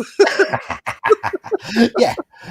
I mean, I have a feeling if I were to sit and play it in the same way as I did with House of Hell, I would probably elevate it. Mm-hmm. I would probably elevate it. You know what? Yeah. I mean, I will accept an A with an asterisk next to it until we finish it. That's fine. That's absolutely fine. That's absolutely fine. It's a good one. It's a good one. It's a really good one. Yeah. Dead of Night. The one we're reading at the moment. Now, I finished this book, and what we've done so far has been somewhat similar, but slightly different. So I know there's... this was written by Jim Bambara and Stephen Hand, and you can sense that sort of D&D style feel. It's not a dungeon crawl, but it's not a railroad either. You have the choice of... you're a demon stalker. You have skills. You can pick... heal, holy circle, sense demon, meditate, all this kind of stuff. And what, again, as is with sort of samurai, none of them are useless. They all have a use. Some are better than others, but none of them are useless. And I think that is a very important thing. It adds that feeling of you're not just, a dude. You are powerful. You have a goal. And it makes you feel empowered through the use of these skills. And the way it's written is very evocative. And for me, It's really it well written, isn't it? Strong mental imagery. Yeah, it's very well written. Very, very well written. I'm sorry, Ian. I'm sorry, Steve. You're very competent in what you did, but the writers in Dead of Night simply have more talent with the language. And the one I'm reading at the moment with Sophie, Moonrunner, that is a pseudo sequel to Dead of Night because it's written by Stephen Hand and it's still in Galantaria, which is the same place, but you're not the same person. But wow, the writing, wow, it's really good. It's really, really good. And for me, I think it goes there. I've bloody loved it so far. Now, would you argue to bring that down? Nope. I think it's one of the best ones we've encountered so far. Yes. And this is what interests me about this whole fighting fantasy thing. Now, maybe it's just because it's Steve and Ian, but some of these books that got republished in the Wizard series, it's like, why would you republish that? Like Starship Traveler, why? Republish this. This is good. Yeah. But sadly, it's stuck in the 1980s printing, and, there's only those prints, so I managed to get my hands on one, but yeah. It's bloody marvelous. But it's a fucking fantastic book, and I know you'll enjoy it more because I finished it. We haven't on stream yet, but we will. I'm sure we will. And a good thing about this is it's not a Steve book, it's not an Ian book, so it doesn't have that, you need to go the exact right path, or you need to do the checklist. There are multiple legitimate paths to victory, and the skills play a part in that. Yeah. That's how it's feeling so far. So yeah, Dead of Night is one of those real pleasant surprises. Thanks for digging that one out. That's a good one. That really is a good one. You're welcome, mate. And I just had to give you a copy because Right, Legend of the Shadow Warriors. I want to like this one more. I've only read it on stream. And again, with me being a weeb, I was expecting a bit more of that Japanesey style feel, because from the artwork on the cover and the title, Legend of the Shadow Warriors, you'd think, okay, ninja, right? I think that's a fair assumption. Yeah, of course. But again, that being said, the way it's written and the atmosphere, it nails it. It's done really well, at least from what we've experienced. Yeah. It's I will say it's another case where I was quite busy on the stream. I was enjoying the playing side of it. What I have liked with Dead of Night, I've had the book in front of me. I've been reading along as you've been reading to chat. I've had which it helps for you, put it up in your estimations, because you're not just listening, you're reading it with me. Yes, which is nice. I like that. Because as you know, I do have concentration issues. My mind does wander, and sometimes when I channel into chat, I'm like, oh, sorry, where were we? You go into your closed eyes Zen mode, and you lean forward. yeah, all those sort of things. Yes. I listen to audiobooks, and sometimes I think, hold on, I've completely lost the last 10-15 minutes because my mind had wandered off. Doesn't mean I'm not enjoying the audiobook, but I sometimes have to sort of I get you. I have moments like that. I go back and I'm like, let's listen to that again. Oh yes, Yeah, sometimes like, I'll be listening to a song or whatever, and then a thought will pop into my head, and then 30 seconds later I'm like, shit, I missed that bit of the song. Yes, yes, yeah. You know, when I sit and watch a film or a TV show, I Mm, cannot be in a room where anybody is speaking. okay. I can't have a conversation going on around me. Because then your brain Well, will tune in on that. absolutely, absolutely. Makes sense, makes sense. Yeah. But Yeah, okay, with so this, for me, I let have to us- put an asterisk in this, but I think it deserves at least a solid B. yeah, I would agree there. I would agree there because I, it's enjoyable. It's challenging. I like the And vibe from it. I love when I love we the had cover art. our first adventure with the titular Shadow Warrior, it Mhm. felt like, okay, this isn't just a normal encounter. Like, fuck, this dude's actually kind of powerful. Yeah. Fuck, we didn't even actually kill him. No. So it does give you it But gives you a serious challenge. I have to say, like, the same with Dead of Night, the same with Moonrunner. This book makes me want to keep reading. Yeah, yeah. And I do want to. I want to play it again. I do want to Yeah. play it again, which we will do soon. And it's going to go in, as you say, top B, Yep. very Okay. top B, because it doesn't have the flaws. I think I love the vibe of Creature of Havoc, but it has that flaw at the start. Yes. I love the feel of Caverns of the Snow Witch. But as you say, it's got that. We finished. Oh no, there's more. Mm. And it feels like it's padded out in the wrong way. Legend of the Yes. Shadow Warrior, it hasn't grabbed me to the same extent quite yet as all the A1s, but Mhm. it's a book that could easily move up. Yes. Easily move up. I mean, so when we finish it, hopefully, or when I finish it in my spare time, I'll get a much better understanding of the book and how it works Yeah. overall. Yeah. Because obviously there's a lot of plot points that need tying up, and there's obviously so many encounters and items or whatever that can happen, and Yeah. I still want to read more. It's a really good book, definitely worth perusing. Yes. Curse of the Mummy. I've not read this one. I have bought it. The original print goes for 300 quid on eBay. Just fun fact. Haven't I read this on stream? Sure Yeah, I have. you've read the newer print, Yes. which has the exact same artwork, basically. Oh, it's got some good artwork. Sorry, the front cover artwork, I meant. But what I know of the book, the original printing had some errors in it, which makes it either impossible or really difficult to complete. The combats have been toned down for the reprint to make it more fair. And it was the 59th book in the series, the very last one.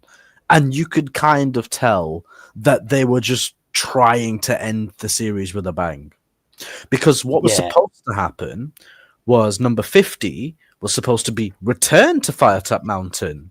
So in a way, it kind of bookends the series: Warlock of Firetop Mountain, Return to Firetop Mountain. But for whatever reason, maybe from the success of the 30 to 50s, they just decided, okay, let's just do a few more. Yeah, I mean, And this one was Jonathan Green, I believe. For me, Curse of the Mummy, it suffers from the Livingston-esque issue of loads of objects to choose from, big shopping list. Mm-hmm. If you pick the wrong ones, tough shit. You're gonna lose at some point. That, from what I listened to after the fact when you streamed it, it felt like once you got to like where you needed to be, what was that like? You couldn't even get in or something like that. Yeah. And it's just a bit like, oh well, what the fuck? Yeah, there is that, and it also feels, as you say, 59th book had the series run to a close.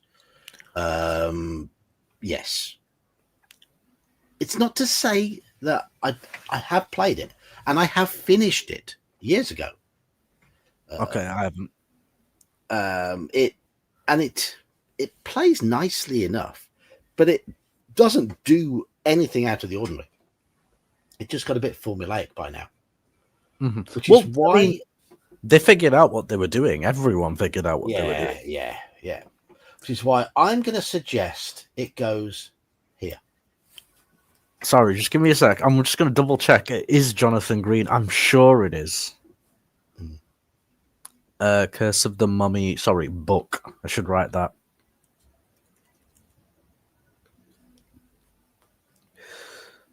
Written by Jonathan Green. Yeah. Okay.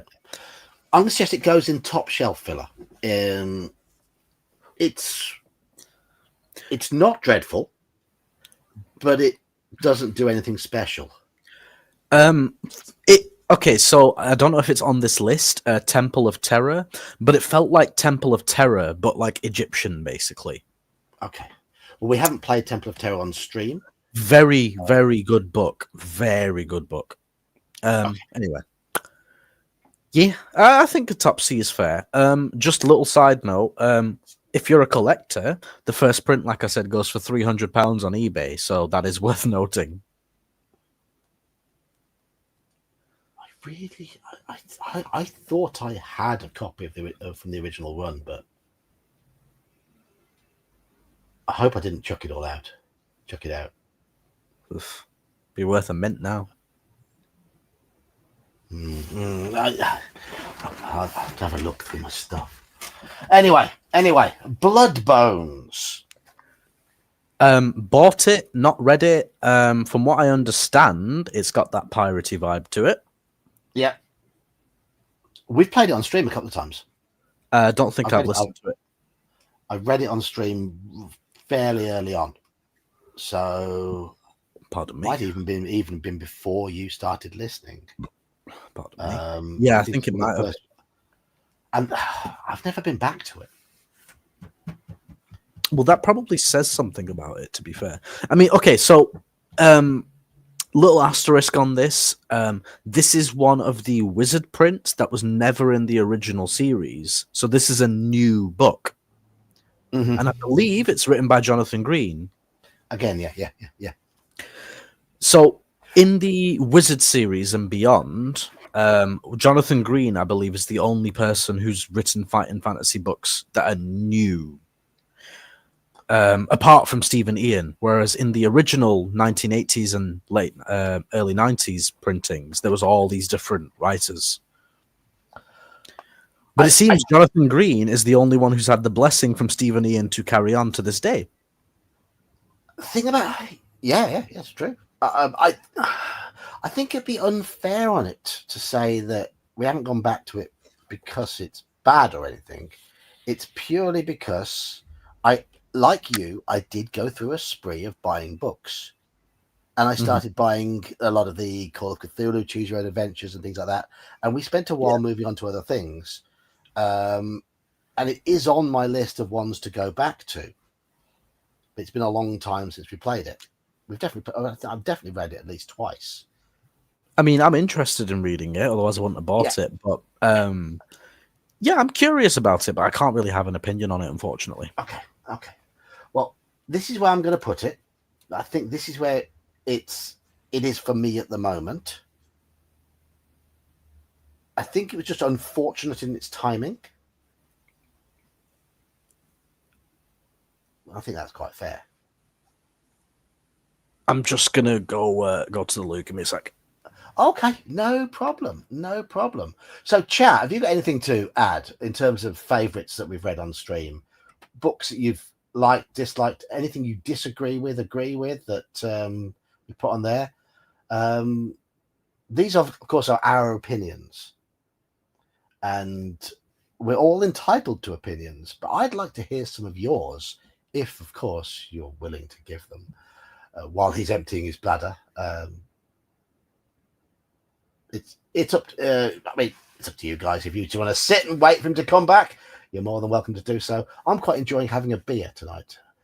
I've got 3 hours of work left until I have my holiday. 3 hours of work tomorrow, and then when I finish tomorrow at 4 p.m., I'm not back into my day job until the Thursday, a week and a half afterwards. 2 weeks, nearly 2 weeks afterwards. It feels really nice. No, sorry, and you're here to appreciate some covers. Shall we have a look at the covers? What is your favourite cover art of all of these so far? I really like the City of Thieves cover. I think that's always been one that's intrigued me. I think the Forest of Doom cover is better than the book. Citadel of Chaos one's a bit weird. House of Hell, lovely and spooky. Death Trap Dungeon, that's an iconic picture, but it is a cover of something that is in the book. So, Island of Lizard King is a poor cover. Starship Traveller is a poor cover. Bloodbones is a really good cover. I like that one. I do like that one. So, any favourite covers? Legend of the Shadow Warriors, like this one. That looks like the Scarecrow from D&D. So, any favourite covers from these?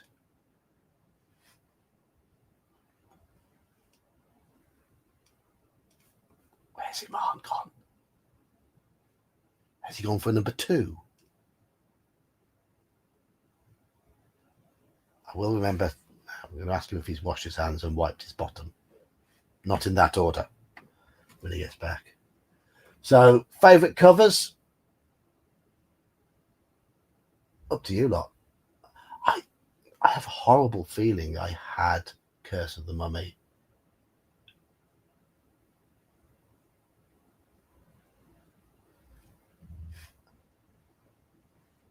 City of Thieves, you spoke. Yeah, City of Thieves cover. It's brilliant. That's a great cover. Yeah, the current book, Dead of Night, really, really good, isn't it? Really, really good. You like the Blanche Manticore? Well, of course, we are coming to that soon. Delightfully weird. Apologies. Right, sorry. What did I miss? So, did you wipe your bum and did you wash your hands? Yes, I washed my hands, and no, it wasn't a number 2. Okay. I also went to grab myself another drink. Oh, that's why it took a bit longer. I was musing on whether you'd gone for a crafty 2. No, I just had a little chat Right. as well. Oh, yeah. Okay. Done the dutiful boyfriend thing. Yes. So, what did I miss? Nothing really. Just I was asking what covers they like. What's your favourite cover of the ones so far? I have to say Vault of the Vampire. My favourite, City of Thieves. Vault of the Vampire, to me, has everything you want in a book cover. And not only that, but it feels like a movie poster. Okay. It does. It gives me sort of 1950s, 60s movie poster vibes. Yeah, it does have that older style, but think this book was written in the late 80s, early 90s. It's not like they could reach on more modern influences, is it? I haven't complimented not Steve Jackson. No, sorry. Yes, the skeletal background. Yeah, I'm at my girlfriend's house. Yes. Right. Beowulf, Beast Slayer. We're moving on. Actually, no. Let us do ones from the Fighting Fantasy series first before we move on to please non-Fighting Fantasy stuff. So, do you want to see the full thing? Hang on, let me just tilt. Oh, other way. There you go.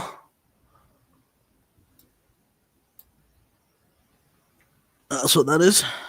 Yes, it's a skeleton. Right. The Dungeon on Blood Island. So this is the... Okay, so Death Trap Dungeon, Trial of Champions was the sequel, Armies of Death was the threequel. This is the fourquel. Yeah. The fourquel, yes. And we have read it a couple of times on stream. We have, yes. We have. And it hasn't gone that well. No, we died. Died quite horribly. It does have that classic Death Trap Dungeon vibe. Very much so. Yes. It's supposed to. So with Trial of Champions, there was that opening bit before the dungeon, right? Yes, yes, And I think there was also an opening bit before the dungeon in this. yes. Yep. Yes.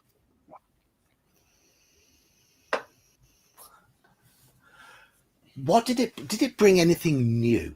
Again, you are collecting things going through a dungeon filled with traps and monsters. So this is one of the ones in the new printings, not the wizard printings, the No, newest ones. This is a completely new book that has not been published before. Oh yes. But it doesn't feel unique. No, you are right. Where's my copy?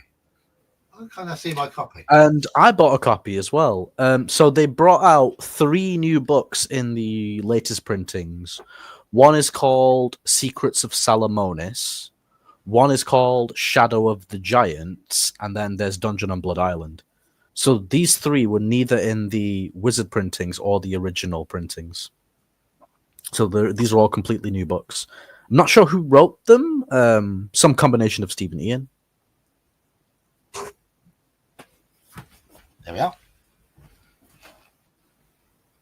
Yep, there it is. There it is. And you can see it cover. doesn't feel unique, does it? Yeah. From not just from the covers, you can see not just the artwork, but just how it's written, how it's laid out. You can see the difference between the wizard prints and the original prints, and then the newest print. The newest print has this kind of more commercially feel to it. Like it's more well laid out and less stylized. But back in the day, you can see, look, the titles are in various places, in various fonts, in various colors. Yeah, yeah. Yeah, it does. It feels more professional. Not necessarily a good thing. Yeah, that's not necessarily a good thing. Maybe necessary in today's world. The presentation was clean and slick.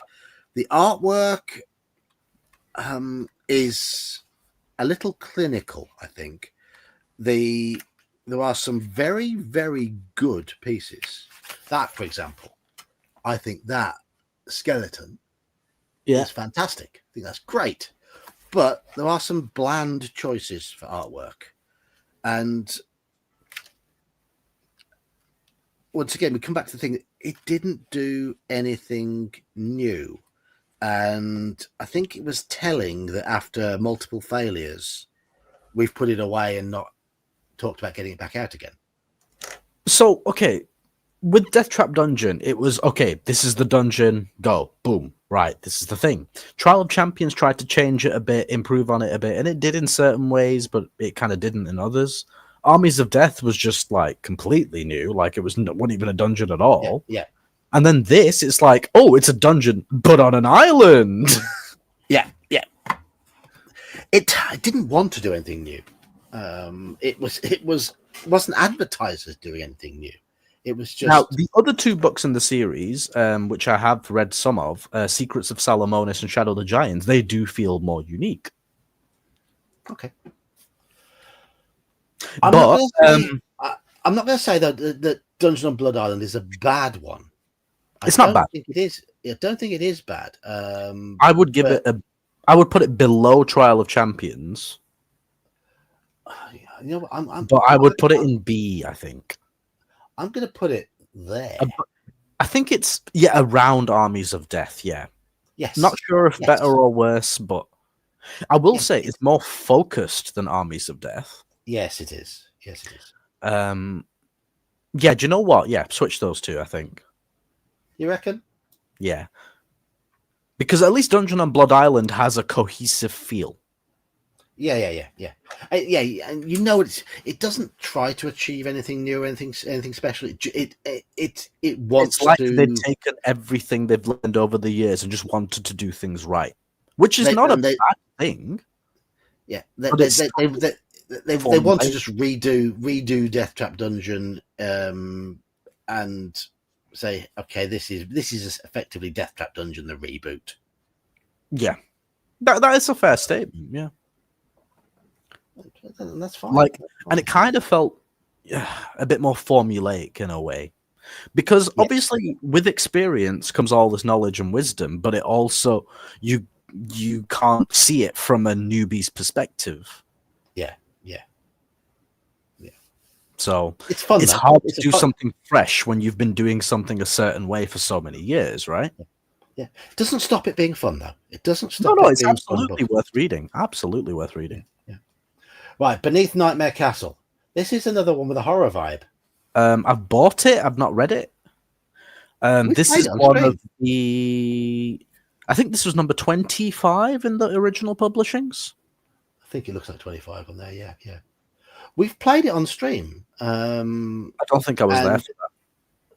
it's another one that is it feels like in this section of the series they were trying to make things difficult by ramping up numbers, Artificial difficulty. yeah, but Yeah. it does have that horror feel that I like. Yeah. Okay. I've not read it, but I mean, I can kind of tell it's like the horror vibe. Yeah. It's not a special one in the series, but it's not terrible. And I'm going to quickly just whack it in somewhere around there. It's one we will go back to again at some point. It's definitely better than the 3 that are in C, 100%. Yes. Right, here we go. Clash of the Princes. You'll have a better recollection of this one than me, because and Chat you'll got me probably killed. you'll probably have mixed feelings about that because of that. Now, yeah, you bastards. From what I experienced, I really liked it. And there was that unique element of like, oh, it kind of does matter what your partner does, whether you're with them or not. Yes. Which was an interesting mechanic, because this is the only ever published 2-player fighting fantasy adventure. Yes. But I think there's a reason it's the only one. Because it's convoluted as hell. But for what it tried to do, I think it's probably the only ever published Choose Your Own Adventure book ever in any series that's 2-player, unless I'm wrong. But again, that even further proves the statement that there's a reason why it's the only one, because it didn't really work. Yeah, I mean, it's an interesting experiment. Obviously, would have gone a lot better if Chat hadn't got me killed so early. I agree. I mean, I personally would have overruled them and said, no, fuck you guys. It's a 2-player book. The whole point is that there's 2 of us. Yeah. But hey, that's the way it goes. That's the way the cookie crumbles. That's the way the dice rolls. Are we going to rush to play it again? I would want to play it again and not get you killed. And not get me killed either. Because I want to experience more of the 2-player. That's the whole point. That's the selling. That's the draw. How does this work? I want to see. But having illogical instant deaths early on spoils that in a way, doesn't it? Yes. Because, what did you do? Jump in the river? I think I just waded across the river, that's all. Yeah, that's it. Waded across the river, and that's it. I waded across the river, and I just died. Just an instant death. It's like, yeah, great, cheers. So it comes in for me as ambitious but flawed. I think it's arguably, at least, the most ambitious one they've ever done. Because think how hard it must be to account for 2 players in one adventure. Now, this is much more a D&D style than, what you'd consider traditional fighting fantasy. Because it's like, okay, tell Clovis to turn to this page if he does this, or if you do this, then tell, and there's the element of it's not just your free will. You have to consider someone else, or someone else, if they don't consider you, it could fuck you. yeah. And I kind of liked that. But I have to give it at least a B for the ambition, and it wasn't a bad read. Correct. It comes in for me there. It's going in the bottom B at the moment because my own experience with it was rather too short. And I think to actually make it a genuine 2-player experience, they need to iron out silly early death traps. Yes. It can be very frustrating. I don't mind. Well, it wasn't even like a legitimate death in a way. Like, it just felt kind of cheap. Yeah, it was very cheap. Very, very cheap. Like, how were you supposed to know that anything was going to happen? Like, it wasn't like there was any sign of danger. Like, if you were in a combat, or there was some threat of combat, I can understand. But you just went, okay, died. Basically, yes. Okay, now, do you remember Crystal of Storms? I don't, and I know this is one of the newest prints, and from what I understand, it's not good. Written by Rhianna. Yes, Rhianna Pratchett, the daughter of the late great Terry Pratchett. And it's such a shame because you want to enjoy it because of that. I read it on stream. We played it on stream.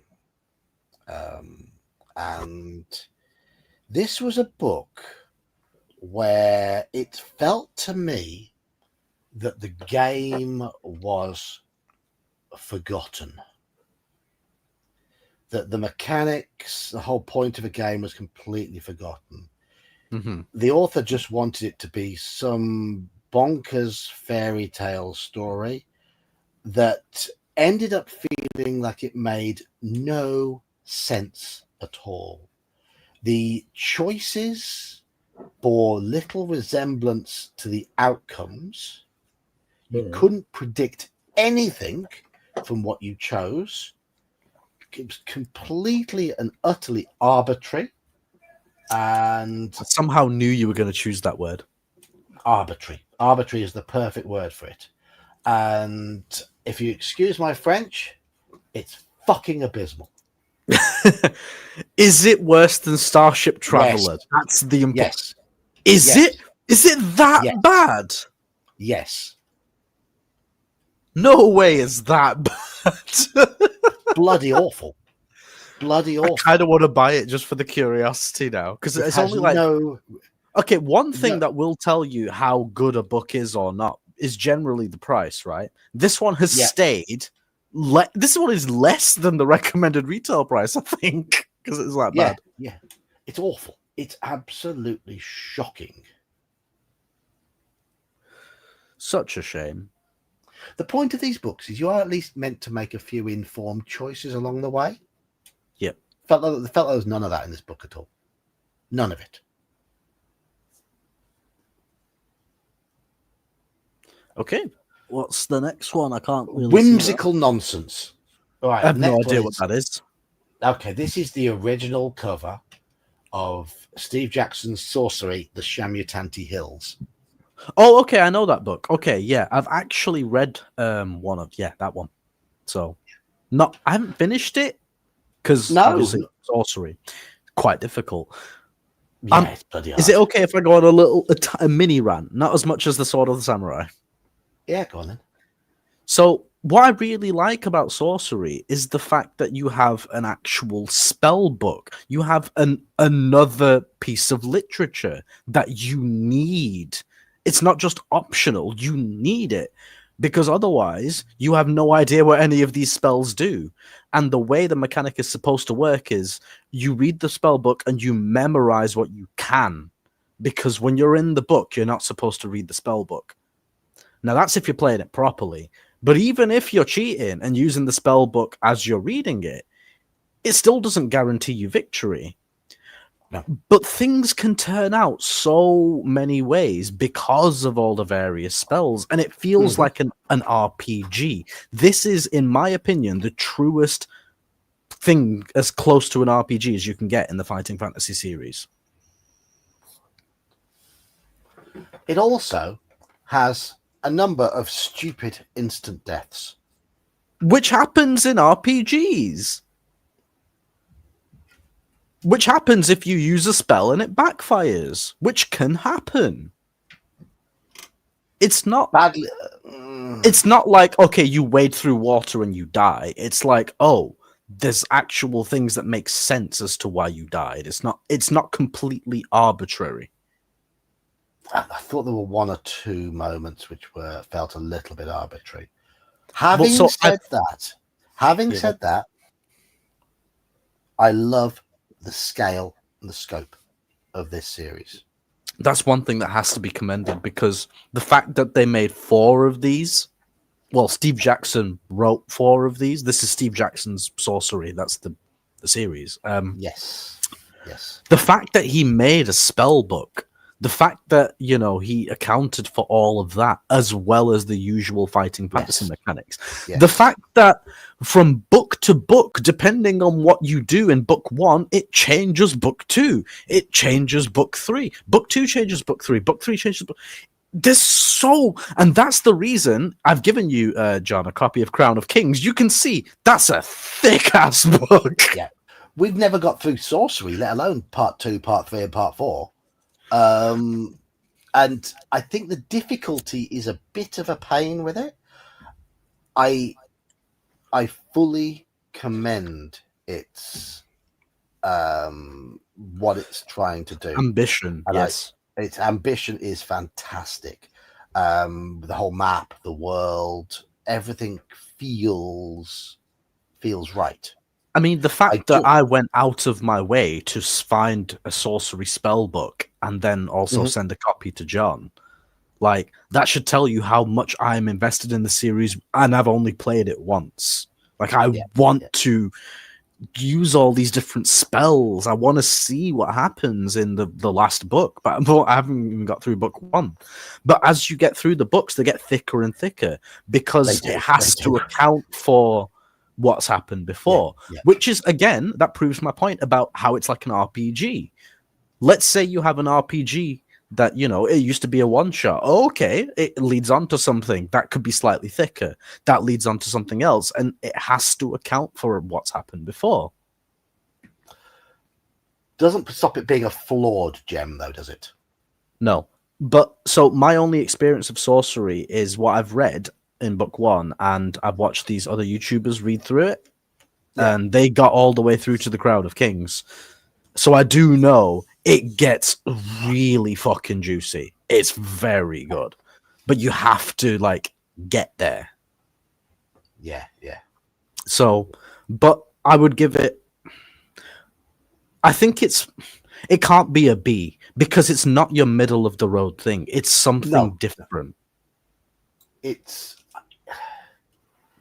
around here. Yeah. It's around there, because I think its ambition is almost too big at times. Yeah, I mean, the fact that the fact that the 4th book is so thick should tell. I think it's 800 entries. I could be wrong, but yes, it's immense. but we'll get to it one day. Think how much, not just ambition, but like forethought and afterthought you have to even write a 2nd book based on what's happened before, let alone a 3rd or 4th. No wonder it got so thick. Yeah. Okay, we're not with it. We're not doing Talisman of Death, Seas of Blood, because it turns out we haven't actually played them. Yes, we've only got 4 left. Yeah, we could smash these out. We can smash. Yeah, are there any I've missed? Let me just check my checklist. I didn't think there was. You haven't done Temple of Terror? We haven't done Temple of Terror, no. Crypt of the Sorcerer? I've given you a copy. Yeah, we haven't played it. Okay. We haven't read it yet. Armies of Death, you've done. Bottle of Empire, Dead of Night, Legend of Shadowwarriors. This one that I've got with me at the moment, Moonrunner, you don't have a copy of, but I do really want to read that, because that's kind of a pseudo sequel Dead of Night, like I mentioned. And once we finish Dead of Night, Your voice is going ever I so kinda wanna weird. get Iman, your connection's going ever so weird. You're speaking really quickly. Am I? Sort of pausing and catching up. You're going. Oh shit! Something must be happening with the internet. Not quite a microwave, but mini microwave. No. That was quite funny. That was quite funny. Right. Okay. Well, I hope you understood what I said. Yeah. Return to Firetop Mountain. You haven't done. We haven't done yet. Yeah, no. These are all ones we've got to come to. Let me just check I the wanna next. finish You haven't Warlock done first. Eye of the Dragon. I'll give you a copy of that. No, we haven't done that yet. You haven't done any of those. Clash of the Princes. Regional Accounts Director is there. Crystal Storms. No, that's it. Yep. Okay. That's it. Okay. Yeah, there's still a few on the shelf to do. So we've got them there, and I'm not reading them until it's time to do them on the stream. Right, these next 4 are the oddball ones, the different ones, the ones that we've had a go at, had mixed experiences on stream. Now we're going to start with Beowulf Beast Slayer. This was not a we completed this, right? We did, yes, and it was a beast of a book. It was a big ass book. We finished it, and we finished it on our first run through, but it was a real endeavor to get to the end. It was a big adventure, and it felt epic. Yeah, and so it should, because it did. Beowulf is an epic poem, epic story, and it was true to the, well, for the most part, to the source material. Yeah. I think Jonathan Green's done a fabulous job with this book of recreating the source material in a gameable form. The effort that's gone into this is insane. And no disrespect to any of the, the latter book writers in the Fighting Fantasy original printings, but because they were really good from what I've experienced. But there's a reason Jonathan Green is the only one who's been allowed to continue the, carry the torch, as it were, because he does as perfect as a job as you can do without being the original creator. He does, and it's clear that he has studied the source material when he's done this book. It's like, well, no disrespect to them again, but obviously Steve and Ian are getting on a bit, whereas Jonathan Green's still relatively young, so he grew up on the originals, and therefore he has that passion, which matters a lot. Yeah, he does. Now, did it work perfectly as a streaming book? Some of these books have got fairly long passages in. So, and there's quite a few sort of sections where you'd read 2 or 3 pages, and then it would say, now turn to 250. It's 250. Read another 2 pages. Now turn to 100. So it's arbitrarily broken them up in that way to get you moving through the book as if you're doing a choose your own adventure. But there's more text involved, so reading takes a bit longer. But if you like sort of these old legends and you're intrigued by these classic stories, this is the sort of thing where you sit down cozily and enjoy the read as well as the game. And it was done. That's the reason I like Vault of the Vampire so much. I'm gonna say, Beowulf for me comes out as a very high A. Yes, it's definitely an A. Yes, in fact, you know what? I would probably, I don't know. Is it above Warlock? Warlock is kind of a special case because it was the first one, right? Yes, it is. Yeah. But yeah, it definitely deserves an A. Beowulf was fun. I can see it being. It deserves to be around here. Yeah. Here. I'm going to put it there. I think he's done such a bloody good job with that one. But it kind of felt bigger than your typical fighting fantasy adventure in a way. Because Well, because it had to be true to the source material, right? And that happened a certain way. And yeah, you can account for certain variabilities, but overall, you have to stick to the script, right? Yeah. But yeah, solid A. Right, 'twas the Krampus Night Before Christmas. This one's a lot more whimsical initially, and then it darkens. We played it a few times last Christmas, and I think it was good fun. We'll play it again this Christmas. So We I didn't actually finish it. watched those other YouTubers play this book a few times before you played this book. So I already kind of knew some of the choices and what happened, but you ended up going a completely different way. So I know some of the eventualities that happen and stuff like that. And there's so much in this book that is very Christmassy, yeah, but it's not like in your fucking face. It like makes sense within the universe. Mm-hmm. Definitely. And Definitely. there's it gives you that feeling of like being isolated, being abandoned, like finding your way through this frozen wasteland at times. Mm-hmm. Again, it's maybe not ideal for a Friday night relaxed streaming book because it's got quite a lot of text, and not as many choices. But Jonathan Green, again, like there's a reason he's the only one who's been allowed to continue, if you want to put it like that. Yeah. It's one of those ones that feels a little less of a game, more of a story. Yes, a story that has a few different ways that it can go, rather than a choose your own adventure. Yeah, but it's not bad. It's not bad by any stretch of the imagination. It's true to the source material again. It's a good read. He's a good writer. Jonathan Green is a very solid writer. He is. And while it's not ideal for streaming, it's still right up there with Beowulf, in my opinion. I agree. Now, as to which way round it goes, I'm not sure. Because the fact of the matter is, Beowulf is unique, right? It's its own thing. It's already a thing. Yeah. Whereas the Krampus Night Before Christmas, it's focused, but it's unique. There's no other Christmassy stuff. It's the only one.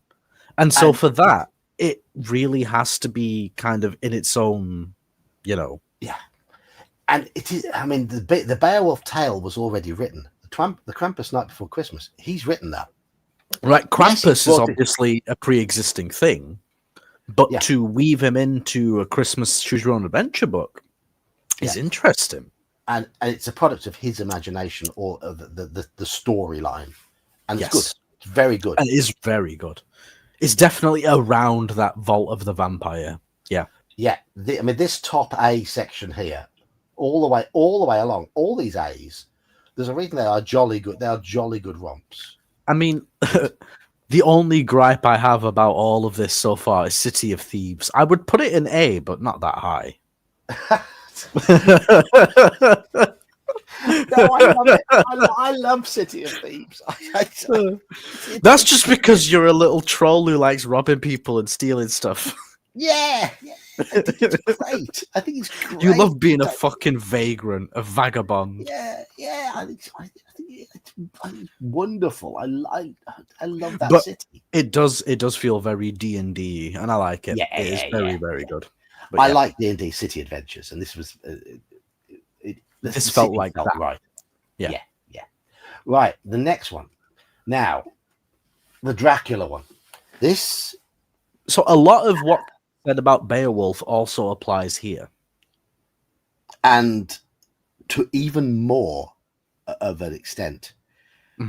There was, I will not read it on a stream again because the text was excessive. This is even more of a novel and less of a game book, but yet it's got even more attention to detail. The character switching mechanics are absolutely fabulous. Even if one of the characters, you barely ever make any decisions. It's just a wall of text. which makes it unsuitable for streams. But hello, Halakar. Enjoy your camping. I think in terms of what he's done with the source material and crafted a familiar yet still surprising and interesting story is brilliant. Remind me of some of the characters' names because I'm drawing a blank at the moment. I'll get the book. There's Mina. What was the professor called, or doctor? Seward, Dr. John Seward. That is how thick it is. It makes Sorcery 4 look small.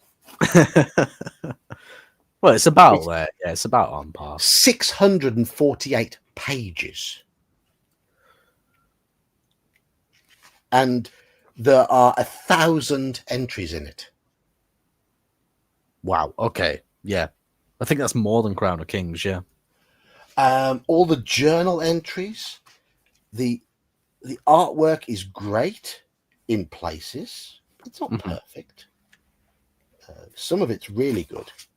Some of it's a bit janky, but I think what they did with the mechanics, there are some new even though it feels like fighting fantasy, and the mechanics are essentially the same. There's enough new stuff in there to make it feel new. These are Kay's characters: Professor Van Helsing, Dr. Seward, Arthur, Quincy Morris, Jonathan Harker, and Mina Harker. Jonathan Harker. Yep. That was another one. There we go. And obviously Van Helsing, because Van Helsing. Here's a bit of the artwork. An emaciated head. So it's one of those things where, like I said about Beowulf, it has to stick true to the source material in a way. Yes. But what it does with the variability, and especially, like John mentioned, with the character switching, wow. It was like, there's so much going on, and you're thinking, what's going on with them while you're with one character, and then while you're with the other character, it's like, oh, what's going on with the first character? And just, it feels like much more of an actual story because it's not just one perspective. And it's much more involving. It's really involving. I think in terms of all of the things on this list, this is possibly the highest achievement in terms of mixing game mechanics and it's the biggest undertaking and the biggest success, I think. Yes. For stream purposes, it's no good. But that's fair. I can't argue with that. Because the thing is, no matter who you are, pretty much everybody has heard of Dracula. Yeah. Everyone knows, oh, vampire. When you say, oh, there's a choose your own adventure book about Dracula, how many people would go, ooh, shit, okay. Yeah. And what we read through, and obviously there's so many other eventualities. It's a bit of a chunky one, but it's fucking amazing. It's like a movie in a book, which is what it was obviously trying to do. And I must have read this for 10 hours on stream or so, and we failed. Yeah. You spent a lot of time with this book. We failed. But you know what? It doesn't feel bad because the book is so good. It is, yeah. It is. It's really, really good. Highly recommended. It's very different to the other fighting fantasy stuff because it isn't fighting fantasy. It's Ace game books, but it uses very similar mechanics. It's the 2d6 stuff, so that's why I've included it here. One of the fighting fantasy authors using the same sort of mechanics, but with so much added. Jonathan Green, so much added. Yeah, it is Jonathan Green. Yeah, which I'll mention it at the end. Don't worry. Yeah, go ahead. And last but not least, definitely not least, Halakar. Yeah, you're right here. Halakar, the Dracula one was great to do, but did not lend itself to a stream. Absolutely. Yeah, that's fair. Right, last but not least. Now, how do we rate the regional accounts director of Firetop Mountain? I'm sorry, it has to be an S. Like, I do not care what you say. Because when I bought the book, I was just curious. I was thinking, right, so it was in the midst of my book buying rampage of fighting fantasy. And obviously, you're searching Warlock Fire Top Mountain, it comes up. And I was like, oh. And now I'm on the hunt for first printing as well. And it was a first print. And I'm looking at like £16 or £13, whatever the fuck it was. That's a really good price. Everywhere else said £60, £60, £60. I bought it. And I was just expecting it to be like kind of cheesy and like it tried to do something and it didn't really work. But as I was reading it on stream, wow, it bloomed. It was like... It was gloriously silly, wasn't it? It took everything about Warlock of Firetop Mountain and like that sort of Monty Python-esque humor and just poof, had a baby and just put it in a book. Yeah. And it, as I was reading it, like, John, you remember there was moments where I laughed before I read it because it's just so fucking funny. It's so... Okay, so the first choice in the book, just to give you an idea, if you weren't there, it was like, oh, do you press the buzzer marked reception or the buzzer marked 450 volts? What did chat vote? 450 volts. What happened? You press it. Oh, we died. What a surprise! Yeah, the humor in it works, and that was the most pleasant surprise for me. As you say, it could have been stupidly cheesy, but it turned out to be fighting fantasy meets The Office. Yeah. It shouldn't work. Published in 2008, so it's not going to be like all politically correct and like everything. No, not at all. Not at all. It was in that era of like Little Britain, Monty Python, Fawlty Towers, where everything was in its pomp. Well, I mean, it's 30 years after Fawlty Towers. And, but they're still playing it on TV. Oh, yeah. And obviously John Cleese and, all that sort of stuff. Yeah. That sort of humor was still very much in existence. Obviously, I know Jeb's favorite moment, was when you knock and enter, which is the same as bursting in unannounced. But mine has to be when you're talking to the Minotaur, whichever. And you tell him that honorable intern is an oxymoron. And he's like, who are you calling an oxymoron? That is one of the best pieces of writing I think you could possibly make. And that, for me, sealed it as like, yep, this book is goated. S tier. Maybe low S tier, but S tier. Yeah. It was something completely different. It was a... And you know what? I would happily read it again if we went another way, because I want to see what fucking happens. I haven't read it again. I enjoyed it so much.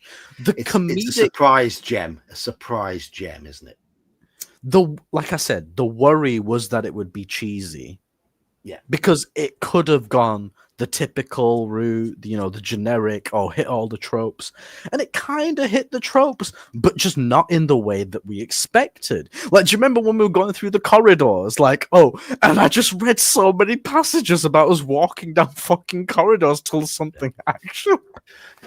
I mean, when I said about The Office and Jeb talking about his experiences at work, it's one of the reasons why the comedy The Office worked so well, both the British and the American version, is you sit and watch it and you cringe, but it's familiar. Yeah. You've seen these people. We've all experienced these people. We've done some of these things ourselves and gone, oh, and that's why it works. And that book, the humor, if you've ever worked in an office or worked in that sort of environment, it just hits home. And the funny thing is, with most of us being, the way we are and our brains wired the way they are, we tend to do more like admin or receptionist style jobs, So we've experienced all the shit.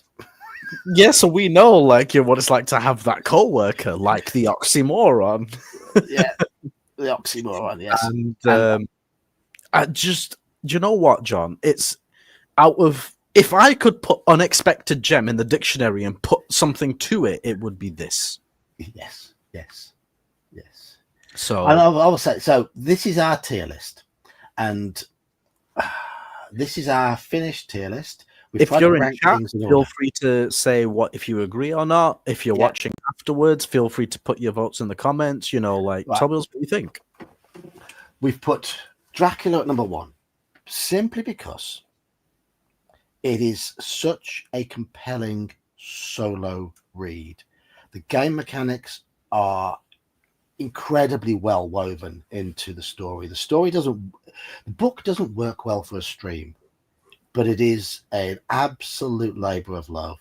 It's been so Yes. well written, so Dripping well with adapted. atmosphere.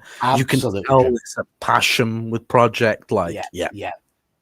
And the way that the multiple characters have been woven in, how you can switch characters, is brilliant. It is brilliant. But it is something you sit and enjoy alone.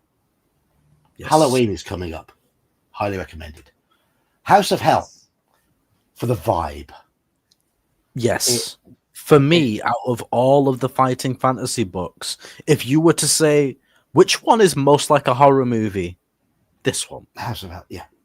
You can imagine it being a Call of Cthulhu adventure. Yes. It was Or a Call really of well, yeah. really well realized environment. It introduced new mechanics. Yes, it was stupidly fussy with your route through, but I never found that. I never got frustrated with that. It made me want to come back for more. Death Trap Dungeon is everything it says it's going to be. You've got the competition with the other adventurers. You've got a really well designed dungeon with a satisfying route through. That if there's ever unravels two books that you can say live up to their namesake, it's House of Hell and Death Trap Dungeon. Yeah. If there's two books in the fighting fantasy series that you would say to someone for two completely different experiences and two completely different reasons, these are the ones you should read to see if you like them. These two. Yeah. These two, yes. Dead of Night gets in because of it being that late in the series surprise gem again. And look, when we get to reading Moonrunner, we'll, say Moonrunner will go here because you will agree with me. So far, I haven't finished it yet. Yeah. We haven't finished it yet, me and Sophie, but it's so fucking good. It's the quality of the writing with Dead of Night. And regional accounts director of Fire Top Mountain. The vocabulary is so diverse. There were moments where I was like, John, how do you say this word? It's a well-crafted story. It's a well-crafted book, and it is that sort of, And it's not just you're your typical adventurer. You have skills. There's something you have to do. You have a mission. It's not like Sword of the Samurai where you have a mission and you're just a regular samurai. No, you are a demon stalker. You are not a regular human. You have powers. You can do things. You can do cool things. Let's have a little look. Oh, I would like to hear me do a reading of a good Poe short story for Halloween. Okay. Well, Halloween is 2 days after I get back from Canada. Okay. And unfortunately, the boss has insisted that I do multiple long shifts at the end of that week to potentially put things right that might have gone wrong in the shop. So I can't guarantee anything for Halloween, unfortunately. I'm going to be knackered. I fly back on the Wednesday. We're going to be in Claricon, and then Halloween's going to be gone by the time we get to Friday, I think. So I'm leaving Toronto at about 10-11 p.m. The Telltale Heart, John, that's probably the most well-known Edgar Allan Poe. Okay. I mean, I would listen to that. I would fall asleep to that, mate. Sean's going to be getting me to the airport sort of at 7, after about half 7, 8 p.m. I'm getting on a plane about 2 or 3 hours later. It's an 8-hour flight to Amsterdam. Wait for a couple of hours in Amsterdam airport, then I'm flight going back to Birmingham. And then I've got a half-hour taxi ride back to my house. I'll expect to be home by about 5 p.m. on the Wednesday, and I will not have slept since the day before. And then I'm in work for a full shift Thursday, full shift Friday, and a 3/4 shift Saturday. So Friday night, I don't know how I'm going to feel. So we shall see. We shall see. No, that's fair. That's fair. Do you know what? I'm probably still going to be jet lagged to fuck. So Yeah. Anyway, but this was very fun. Yeah, I'm glad you suggested it because it's fun to sort of go back through and actually consider what do we enjoy, and as it's turned out, like if you put this in a graph, I would say this is probably what I expected from Fighting Fantasy. Now, notice though, generally we've reviewed things generally here with above average ratings. Yes, that will always happen when we read what we like. We consult reviews and blogs and whatever before buying what we buy. Yeah. There are some that are notoriously bad. We don't read them, or we try not to read them. We avoid them. There's only 2 but really you know what? bad books. Anyone can say whatever they want about the rest of the books, but fucking Starship Traveler deserves to be in D. It does. So yes, things are going to get above average, and you might look at this and think, Curse of the Mummy, Freeway Fighter, Island of the Lizard King. Oh, you ignore them. No, they're still fun. They just don't leap out. The only bad ones in here are those 2 in the bottom tier. Yes, absolutely.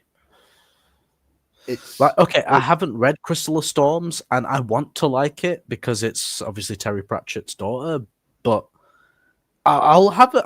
I might buy it. It's like £4 or something. I'll give it a read, and I'm not going to bother Sophie with it, and I'll just see if it's any good, and I'll let you know personally whether I agree with you or not. But but fucking Starship Traveler could just fuck off. If that was the last book on Earth, I'd piss on it before I'd read it. No, I will certainly consider looking into reading some Poe or something. Telltale Heart, yeah.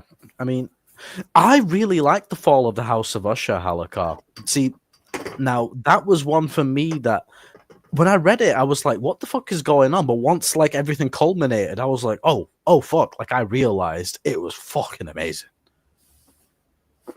I like the Pit and the Pendulum as well. How long are these stories in terms of page count? How long is the Telltale Heart, sweetheart? Like 20 pages ish. So it's readable in terms of doing a recording or a stream or something. I would say 20, 30 minutes. It depends on your cadence and stuff, but yeah. It is what? 5 pages. 5 pages? Yep. Only 5 pages? Why does it feel like longer? Oh, that's small print. That's small print. Yeah, okay. Yeah. I'm sorry, it's a book from the 70s. No, that's okay. Yeah, it's probably about 10, maybe 12 pages of like actual font, but this is small font, so. Okay. So it's digestible. And you know what? For me, out of all of the Poe stuff, it's what I would classify as the most famous or the most memorable. Isn't there one where there's like a cat in the walls or something? Which one's that? Black Cat? Okay, yeah. That's a good one. I will look. They're all good. I mean, Poe, an incredibly messed up person mentally, but that led to some amazing stories. The Raven, Nevermore. So this is what we've come up with. If you've never bought yourself a Fighting Fantasy book and sat down and played with one, I am going to suggest everyone starts with the Warlock of Firetop Mountain because it's the quintessential pretty much, you know. Yeah, it's not perfect. It is quite simple in its design. It feels like it is a dungeon crawl. It feels like a D&D type dungeon crawl, clearly inspired by D&D. Ian Livingstone, Steve Jackson were the founders of Games Workshop at a time when it was primarily an RPG store. Yes. Of course, that's what they're going to try and So recreate. when was D&D first like became a thing? When did it become a thing? First, 76? 74. 74. So the but first it ever didn't- fighting fantasy book was 82, which was obviously Warlock of Ice and Yeah. Mountain. So it's D&D going to didn't- have that. It didn't kick off in Britain until about sort of 77, 78, really. Okay. It was very small and niche in the US for the first few years. Oh, of course, because D&D 2024, yeah, of course, yeah, I should have figured that out. Yeah. But yeah, so if you want to get into the series, I would say Warlock of Ice Mountain is a good starting point for anybody of any background. And I will But if I'll you're say go- serious Yeah. and you want to know, right, I want to know the best of what this series has to offer, House of Hell, Death Trap Dungeon. they're classics for a reason. And if only House of Hell had a video game, that would be one of the best games ever. Yeah, the Moldvay edition really did launch D&D because it made it much more digestible. So, Moldvay Basic. But yeah, like I said, overall, John, I'm happy with everything apart from City of Thieves being higher than some of the ones in A. But apart from that, mate, you know what? I think I agree with everything. The City of Thieves is still a bloody good book. It is a good book. I agree it's an A, but I wouldn't put it above Beowulf. I wouldn't put it above Krampus. I wouldn't put it above Vault of the Vampire. That's just my opinion. Obviously, you can agree or disagree, but it deserves an A. We can agree on that. Yeah. But yeah, I've really It's one of enjoyed the this. classics. I think it's one of the classics. it's been good reminiscing about all of these. You know, we've spent so many hours doing this stuff. Yeah, we have. And it's just good to just put everything in one place and say, this is what we think. It is. So there you go, chat. If you'd like to get yourself some fighting fantasy books, they are And you know still what? widely available. They're still cheap. I have an idea, John. Maybe we could do another stream of like the alternatives, you know, like Lone Wolf, the Call of Cthulhu's, rate them. Mhm. We could do. If we'd been stuck for time, if we'd have finished quickly tonight, I would have started talking about those. But we have filled the time very nicely. We've actually gone past midnight here. I've had a few rants, you know me. yeah. Just for the record, the Call of Cthulhu ones, I would put Alone Against the Dark in C tier. I would put Alone Against the Tide in B tier. I would put Alone Against the Flames, Frost, and Static in A tier. Hey, Coco. Yeah, Hello. for me, Static's definitely A tier. Which was the one where you were the professor who like jumped off the cliff? Frost. Frost, yeah. I like that one. The rest of them I can't remember. Alone Against the Flames, obviously that's the solo one. I would give that an A because if you want to know if you like Call of Cthulhu and you've already played Fighting Fantasy, this is the perfect middle ground. It is very much so. The Lone Wolf books had a very different vibe to them to Fighting Fantasy. I enjoyed them.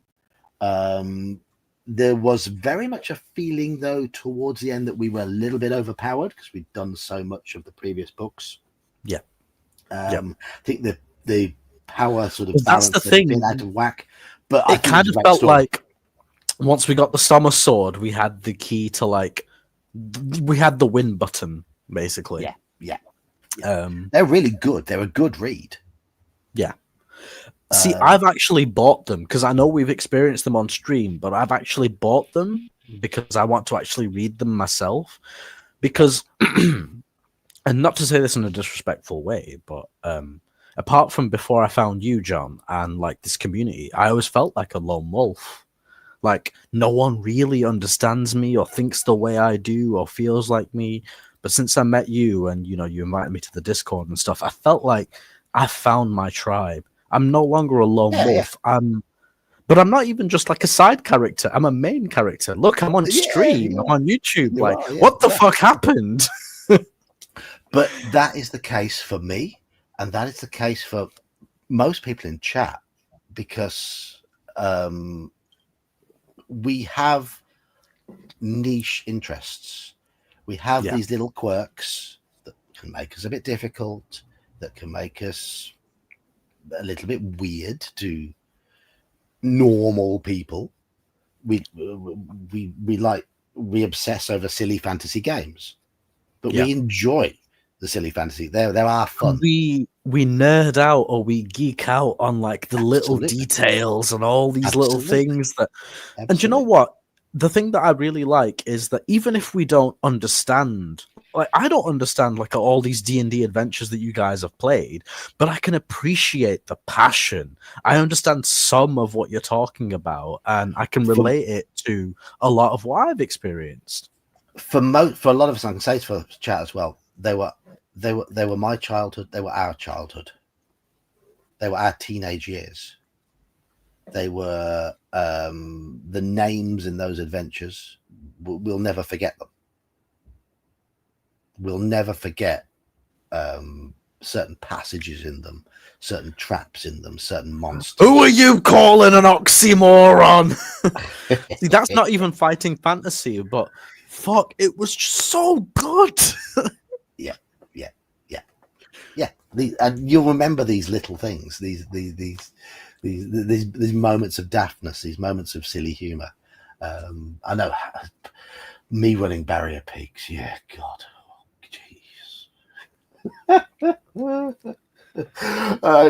overall, I mean, this is pretty much, in my opinion, apart from City of Thieves, a perfect tier list. Yeah. If I would take this tier list and read these books in order, like I would probably stop by the time it gets to Legend of the Shadow Warriors. Maybe that would be my last one. In fact, you know what? Yeah, that's probably, yeah, I would agree with that. Yeah. Well, what do you think? Well, if you were to go down the tier list, which book would you say, right, okay, I've kind of lost interest?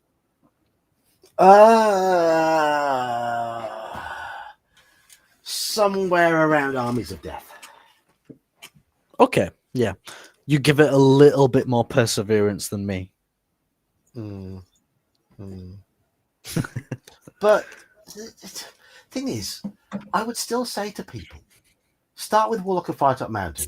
Get Forest of Doom as your second book. Well, that's what Sophie did, bless her. Yeah. She was like, well, do you know what? Like, we're going to read through these books. We're going to do it as a couple. Let's just start with the first one. Let's see how it turned out.